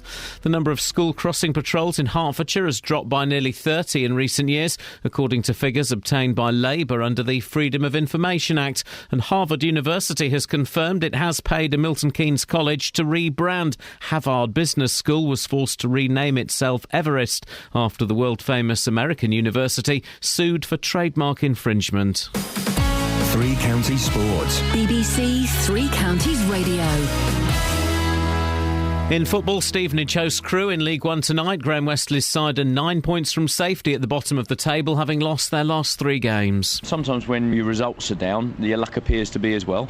And, it's just not going our way. We just haven't managed to eke out results in those 3 games. We're looking at that, we're learning the lessons, and we're trying to make sure that we come back stronger. Also in League One, Milton Keynes Dons go to Oldham without injured duo Samir Carruthers and Lee Hodgson, who are both likely to miss the rest of the season. In League Two, Wickham will be without defender Gary Doherty for their trip to Exeter after he broke his elbow in the weekend win over Chesterfield. The Chairboys now 5 points above the relegation zone. And in the conference, runaway leaders Luton, 11 points clear, host the last side to beat them in the league back in September, Wrexham. Manager John Still is on the eve of his 1-year anniversary at the club. I've loved it. It's been a terrific year. All of the work that's gone in by everybody connected, the staff. This is the thing now. I think that what we've created now, I'm not saying it wasn't created before I wasn't here, but everyone's got a part to play. And at the moment, the stronger the team, the stronger the team. And you can hear commentary on Stevenage, MK Dons, Wickham and Luton in tonight's Three Counties Sport from 7. Australia captain Lucas Neal says he will bring experience and leadership to Watford after signing for the Hornets. The 35-year-old former Blackburn and West Ham player has joined for the rest of the season. In Conference South tonight, Bishop Stortford hosts Western-super-Mare. In the Southern League Premier Division last night, second place Chesham won 2-1 at Hitchin. Tonight, leaders Hemel Hempstead host Chippenham. Biggleswade are at home to St Albans. And in the last 16 of the Champions League, which continues tonight, Manchester United are in Greece for a first-leg tie away to Olympiakos. BBC Three Counties News and Sport. The next full bulletin is at 9. Quick fingers, quick. Oh, no, quick fingers. No, just don't bother. No? No. Too late? It's too late now, isn't it? I mean, what were you hoping to achieve? Well, I was going to press this. Across beds, hearts and bucks. This. I was going to press that. Well, you don't need to. This is BBC Three Counties Radio, and it's Iain Lee. Well, and Jonathan Vernon Smith. Well, we did the other person's names. Yeah, that's nice, isn't it? Yes. Now, this is unusual, you being here. It's because we're commemorating Yes, World it's War thrown me, to be honest. I'm a creature of habit. I like my routine. You look very discombobulated. Do I? Do actually, Didn't yeah. realise it was so noticeable. I'm going into town later. I can get some cream. Really? Thank you very much. Now, your show this morning, you've already told me something that's coming up that I'm guessing... yes. Is it a secret? Is it top secret what you've just told me? No. Coming up at 10, lots of people listening on Friday when we had the lovely Brenda. Yes. The lady who has... Terrible story. She lent a couple from Milton Keynes 380 quid and they vanished with their money and they've not paid her back. Horrible. And lots of listeners are really, really upset about this, and they've set up a Just Giving page and they've been donating money to pay Brenda back. Well, from 10 this morning, she'll be back on the show. Good. Tim, my producer, has made a lovely montage of some of the gorgeous calls we had on Friday from people who were so kind and so generous. Oh. So we'll play that, and we'll tell Brenda how much money has been raised for her. Catherine, Tim's made a montage for JVS. Everybody loves a montage. Yeah, everybody. But I'm just saying, he's made a montage. Well, maybe if you are a bit nicer to people, I could do an emotional montage. Kelly? I've got you a montage. Have you? Yep, it's you saluting Harold Ramis. Okay. Would you like... It's in your podcast. Well, yeah, okay, that's good. Just take note. His team, I'm guessing Tim did that spontaneously as well, didn't he? You didn't have to say, Tim, make a montage. No. He just did it. No, he did it. It's because there's lots What did I just say to you, though? I've done it. I've got one. I've got one in the bag. Catherine? There's lots of beautiful emotion on Jonathan's programme, I'm just going to say. See, Kelly... kind-heartedness. Kelly, you could learn a lot from JVS and his relationship with Tim. It's true. Yeah? Tim's done a montage. I've done a montage. OK, so that's coming up. I'm looking forward to hearing that. But what have you got in the first hour? Coming up on this morning's Big Phone-In, should parents be allowed to take children out of school to go on holiday? MPs have discussed whether or not teachers should be allowed more freedom to let children out of school during term time. Do you ever take your children out of school? They're not there yet, are they? Too young? Yeah, a little bit too young. My wife would strongly disagree with it. I think it's all right if you do it for a week or 2 weeks. Do you? Yeah, I do. Well, the debate was sparked by a petition calling on government to cap the amount that travel companies can charge parents during school holidays. You have yet to find this out, you see. Well, we were thinking of going to Euro Disney in Easter. Are you mad? I know, yeah. Consumer Affairs Minister Jenny Willott told her parliamentary colleagues that she's sympathetic to those parents who find themselves hit by huge costs of end-of-term holidays, but she and many other MPs agree that good school attendances remain absolutely critical. From 9 this morning, I want your views. Do you think parents should be allowed to take children out of school to go on holiday? I won't state my opinion yet. I think I know where it's going. Listen, if you've got an 8, 9, 10-year-old kid, even a little bit older, and you take them away for a week to Spain, or a week in Italy, or a week to Bognor, wonderful, educational, bonding, spiritual, enriching, better than learning how to do, 5 days of school. Get over yourself. I wish I'd taken more time off of school when I was a youngster. Well, from 9 this morning, I want your views. Should parents be allowed to take children out of school to go on holiday? 08459 455 555. That is my number. Quick fingers.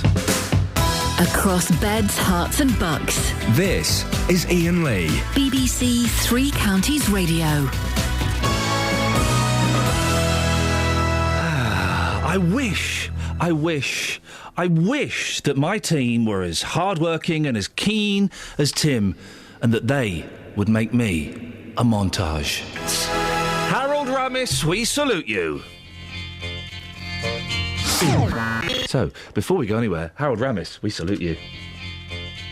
But before that, Harold Ramis, we salute you. Before that, I thought some very sad news. Harold Ramis died yesterday, 69, director of some brilliant films, and I thought we'd salute the magic of Harold Ramis this morning. Very sad news yesterday. Harold Ramis, the director of Ghostbusters, Groundhog Day and Stripes, passed away at the age of 69. So, this morning, we're saluting the magic of Harold Ramis. They say we're young and we don't know.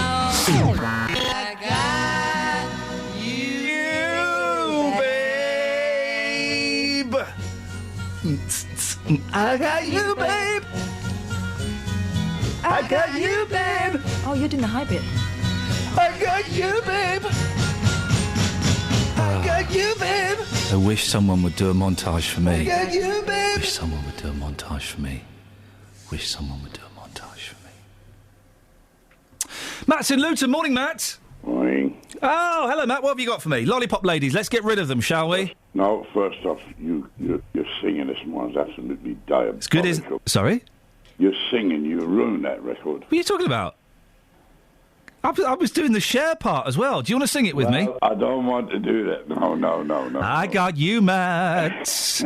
I got you, Matt. I got you to phone me up. I got you to be rude to me. Yes, I'm going to be. Yeah, I know you are, Matt. Go on. Yeah. Iain, I just want to thank you for everything you've done for me the other week, and it was really nice. So I'm getting back to my normal. I can't believe you talking to get rid of lollipop people. Yeah. What happens when it happens to somebody, one of your children, or somebody close to you? What about... Do you remember the Green Man? No. I remember the Green Cross Code Man. The Green Man on the TV. Oh, the Incredible Hulk. The Jolly Green Giant. Pack it up and listen. Robin of Sherlock. Oh, God. Please give me strength. Margaret, help me, please. Don't call on Margaret to come and spook me. She'd be the only one that could handle Yeah, you. I bet. Yeah, but Ian, when we lost that Green Cross Code Man, and it was on TV quite a lot, we lost children they could relate to him more than the Lollipop Man. Yeah.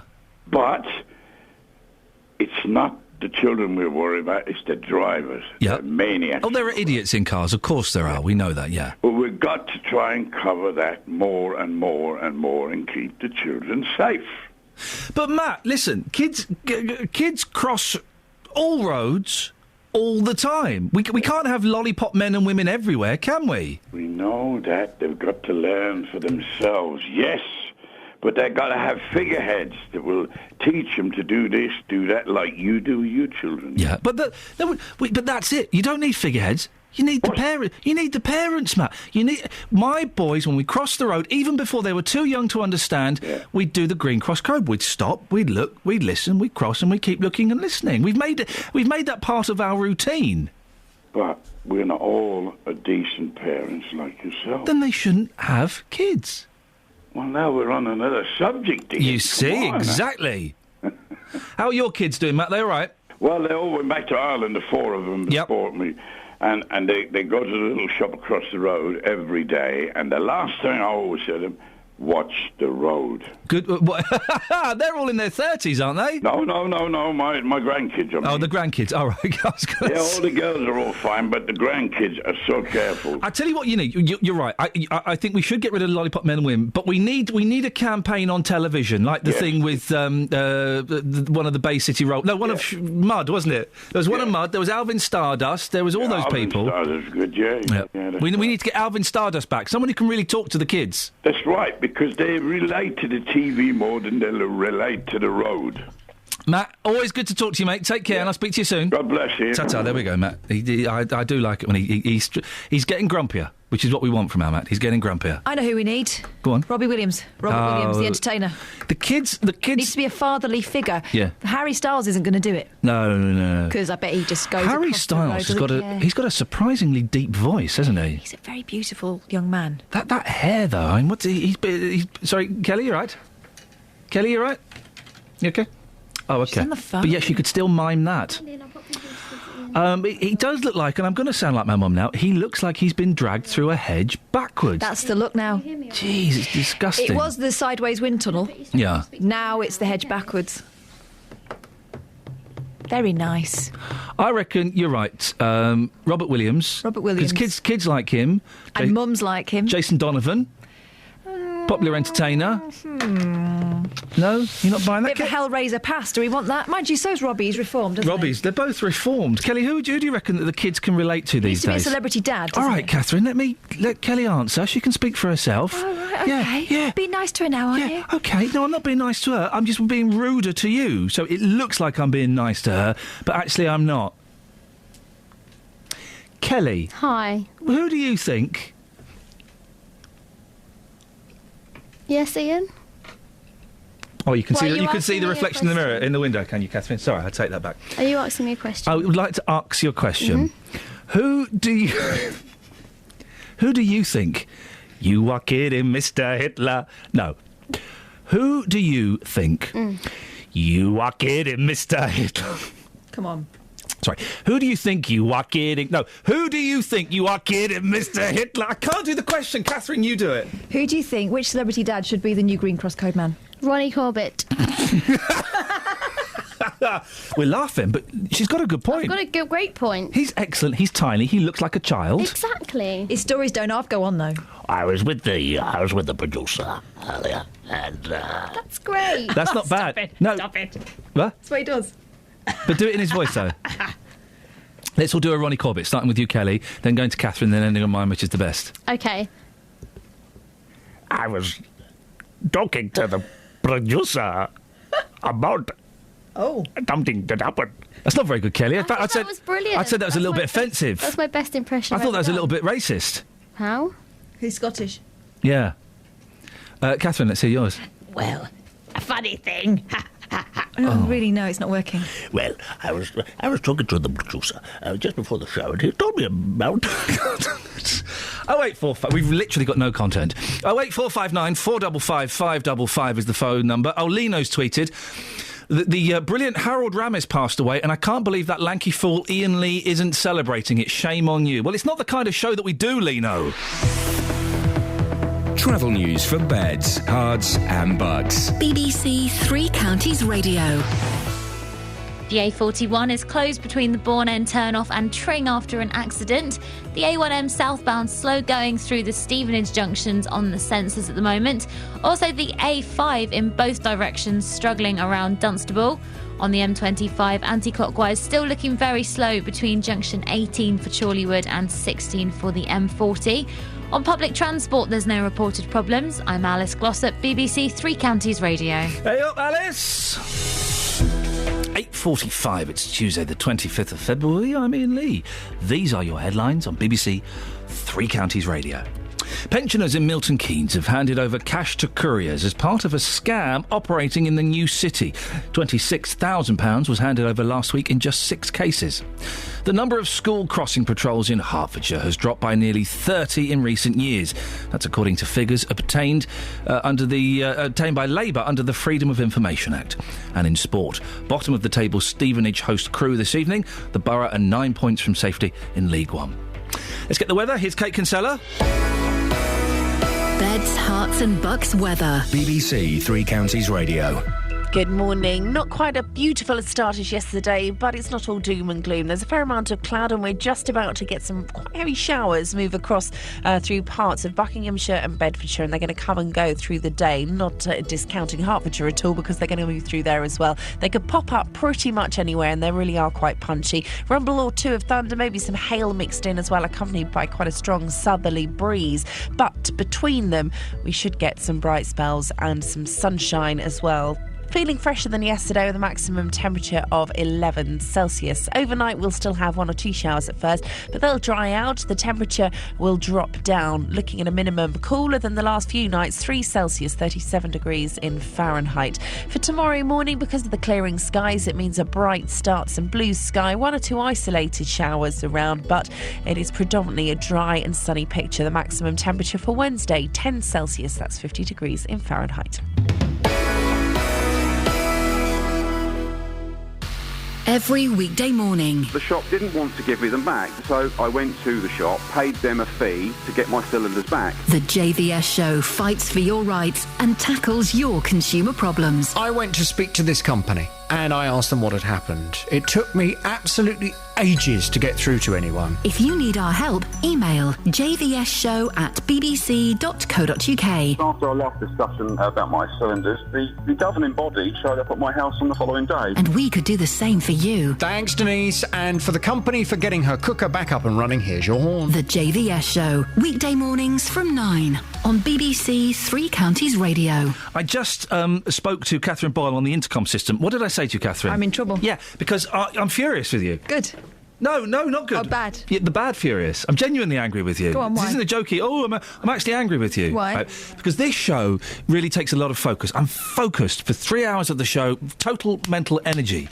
Isotonic means it's in balance with your body fluids, OK? Positive. You get thirsty, aren't you? PMA, OK? Positive mental attitude, OK?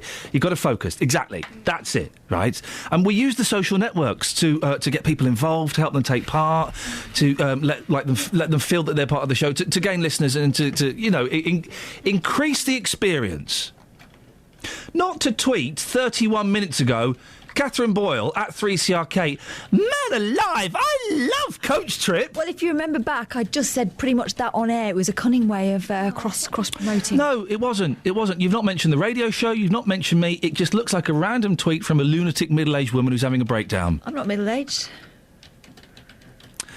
Not denying the rest. Man alive, I love Coach Trip. Who doesn't love Coach Trip? It's got everything. It's got glamour. It's got coaches. Not during the show. It's international. Not during the show. It's escapism. Not during the show. Escape that. I wish I could. Lynn's in Hemel. Good morning, Lynn. Good morning, Ian. Marvellous. I love Coach Trip. No, it's not a... Get in, Coach Trip. It's not a celebration of Coach Trip. Did you see that other thing Brendan did? I didn't think it was as good. No. Don't. You didn't miss anything. Well, a couple of things. I think I was asked to do Coach Trip. I'm sure I was asked to do Coach Trip. You should have done You should have gone. No, I don't want to go on Coach Trip. Well, you'd have been a laugh. No, it wouldn't have been a laugh. It would have been rubbish, like the programme. Rubbish. And people who like Coach Trip are rubbish. Well, I wanted to ask you something. Yes, Lynn. You can't have my phone number. I'm sorry. You can't have your body either, then, No, I guess. you cannot, Lynn. That is... My hopes are dashed. Yep. Dash your hopes. I've dashed them. Go on. I wanted to ask, what has that film director that sadly died got to do with Sonny and Cher? Sorry? With who? Keep playing Sonny and Cher. No, I don't. I've got you, babe. Yes, you do. I've not played Sonny and Cher. I've played Sonny... Oh, Sonny and Cher. Yes. Yeah, I've played them, yes. What's that got to do with that film director that died? Harold Ramis? Yes. He directed Groundhog Day, and they used that song in the film. OK, I'm with you. OK. You've only played it once, Lynn? The others, no, you didn't. You played it over and over again. It drove me nuts. It was a bit like your La La La, it's Christmas time. The other thing I wanted to say, Christmas time, la la la la la, Easter time, la la la la la. And the other thing is, stop calling Kelly horrible names. I mean, you called her scum this morning. That's dreadful. I hope you're ashamed.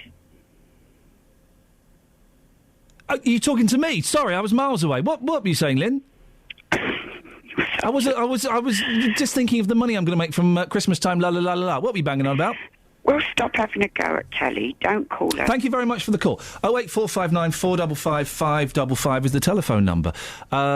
Stephen the Milkman is in Bedford. Good morning, Stephen. Hello, Ian. How are you? Yeah, do you know what, Stephen? I'm all right today. Oh, that's good then. I'm excited. You've got it wrong again. Go on.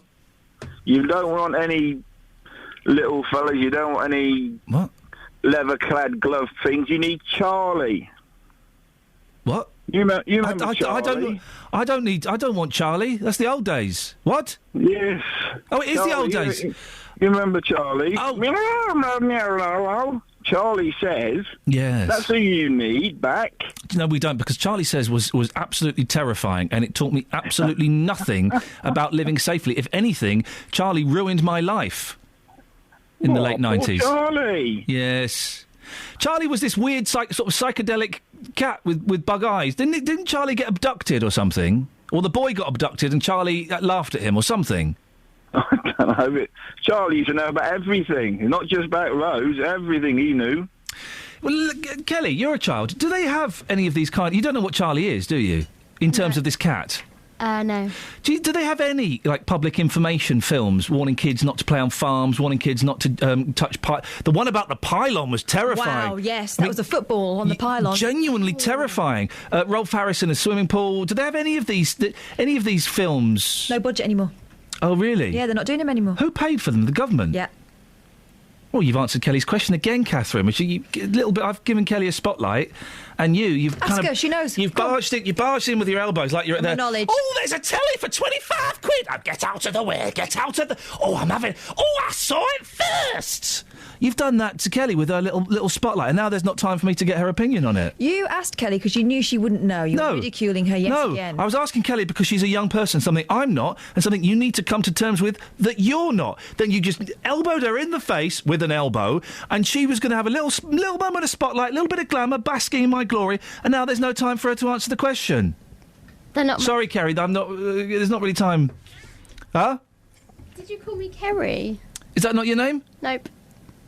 Who are you? What? OK, this is getting very awkward. Stephen, you've really put a cat amongst the pigeons there. He's gone. Good. Got no idea what's happening today. Let's have a look at the front pages. The Independent revealed how the CPS betrays victims of crime. 50% fall in number of witness care staff employed by Crown Prosecution Services since 2010. Let's have a look at The Guardian. There's a picture of a bee. There's a picture of a bee. Bankers' £32,000 a week rise. What? A defiant HSBC is handing its chief executive, Stuart Gulliver, allowances worth £32,000 a week on top of his £1.2 million salary to get around the EU's cap on bonuses, in a move that's expected to be replicated by the other high street banks. Well, we knew that was going to happen, didn't we? We knew that was going to happen. They were going to put caps on bonuses, and then they would just come up with... They give them, like, book tokens or something, don't they, to get around it. Daily Express. Daily pill to beat diabetes. Wonder drug to be available in the NHS in months. Well, that's that sorted then, isn't it? And some girl with big hair is going to have a baby. That's great news. That's great news for her and her family. Stay there, Peter. Coming to you in a second. Daily Mail. Labour's Harman and Dromey finally break their silence over link to paedophile group, but still they won't say sorry. And The Sun has got a picture of a massive... Blimey! On the front page! And a horrible story about a shooting that took place yesterday. Peter's in Wolverton. Yes, Peter? Good morning, Ian. Peace be with you, brother. I'm going to take that, Peter, and run with it. Thank you. And I'm sending some of it back to you. What have you got for me this morning? It's how did you manage to keep your cool when you had that challenging interview with Tina? Is the number one. What is the secret? The secret is I was pinching my inner thigh and biting myself, and I had members of my team in the studio restraining me and giving me an injection every 5 minutes. If you missed the interview with Tina Beloved Powerful, it was about 7:30. It'll be on the iPlayer. It'll also, I would suspect all of it, but at least some of it will be in the podcast this week as well. Fantastic. Lollipop people. Yes. They give an air of authority to the crazy road users that call themselves drivers. And it might just concentrate their minds when approaching a crocodile line of children that are attempting to cross the road safely to their school. But why does it take, Pete? I understand what you're saying, and that's actually the best argument I've heard all morning. But why does it take an old woman in a white jacket with a big stick for drivers to realise that? I would find the image of children, young children, crossing the road more powerful than a pensioner with a big stick. Yes, it's the reflective and colourful clothing that they wear that they see first. Then they see the children second. If that person wasn't standing there, believe you me, there's this blank that comes into a lot of drivers' minds. They don't see anything. All they see is the goal of getting to work early because they should have got up half an hour earlier. I got a cab. I was very lucky that I had a job last week, and it was so well paid. Yes, thank you. It was so well organised, not well paid particularly, so well organised that they booked a taxi to take me there. Okay, and we got stuck in traffic, and the taxi driver was starting to panic. And he said, "What time have you got to be there?" "I've got to be there in half an hour." "I don't think we're going to make it." I said, "We'll make it when we make it. Don't rush. We'll get there when we get there." And that's kind of... More people need to have that attitude, don't they, Peter? They certainly do. It's the point is, if you're late already, no matter how fast you think you're going to travel, you're never going to get early. Peter, thank you very much. Glenn's in Leighton Buzzard. Morning, Glenn. Morning, Ian. Oh, hello. That's a good line. You're the last call on this show. What have you got for me? The information films. I remember Charlie, but can you remember George and Petunia? They used to sit on the cliffs, and he'd have a knotted handkerchief. She'd be licking an ice cream, and he'd be seeing somebody struggling in the sea. Oh, yes, I do. Yes, and they thought that the person was waving at them. That's it. Yeah, look, Petunia. He's got a dinghy. And that was good as well. And we should have them information films back. I do. Did they ever actually save anybody's life, do you think, Glenn? I don't think so. Yeah, you see, and therein lies the problem. Glenn, you're the last caller on this show this morning. Thank you very much indeed. But you can still start calling now if you want to speak to JVS, who's coming up at 9 o'clock. If you missed Tina Beloved Powerful, 7:30, excellent work from our reporter Craig Lewis there in organising that and researching that. Wonderful stuff. Thank you, Craig. You can listen to it on the BBC iPlayer. It'll be up a little bit after this show. We will certainly put at least a section, possibly all of it, into the podcast this week, so don't worry, it's well worth a listen. Right, 8:58, time to get the latest travel news now. Here's Alice. Travel news for beds, cards and bugs. BBC Three Counties Radio. The A41 is closed between the Bourne End turn-off and Tring after an accident. It's causing congestion on the A416 from Ashley Green, so that's Ashley Green traffic trying to access the A41. In Aylesbury, the A41 slow going between the Oxford Road roundabout and the Walton Street roundabout. And the M1 northbound, traffic leaving for Milton Keynes looking very slow. The M25 anti-clockwise struggling between junction 18 for Chorleywood and 16 for the M40. Public transport has no reported problems. I'm Alice Glossop, BBC Three Counties Radio. Alice, thank you very much. Oh, that was a feisty show this morning, wasn't it? I like it like that. I mentioned the podcasts. You can get them if you're on iTunes. Go to iTunes, podcast section, type in Iain Lee BBC, and there should be about 4 there that you can download. JVS is up next. I'm back tomorrow at 6. Ta-ta. Local and vocal across Beds, Herts and Bucks. This is BBC Three Counties Radio. Thank you, Ian. Good morning. Welcome to the JVS show. I'm Jonathan Vernon Smith. It's Tuesday, it's 9 o'clock, and on today's Big Phone-In, I'm asking, should parents be allowed to take children out of school to go on holiday? MPs have discussed whether or not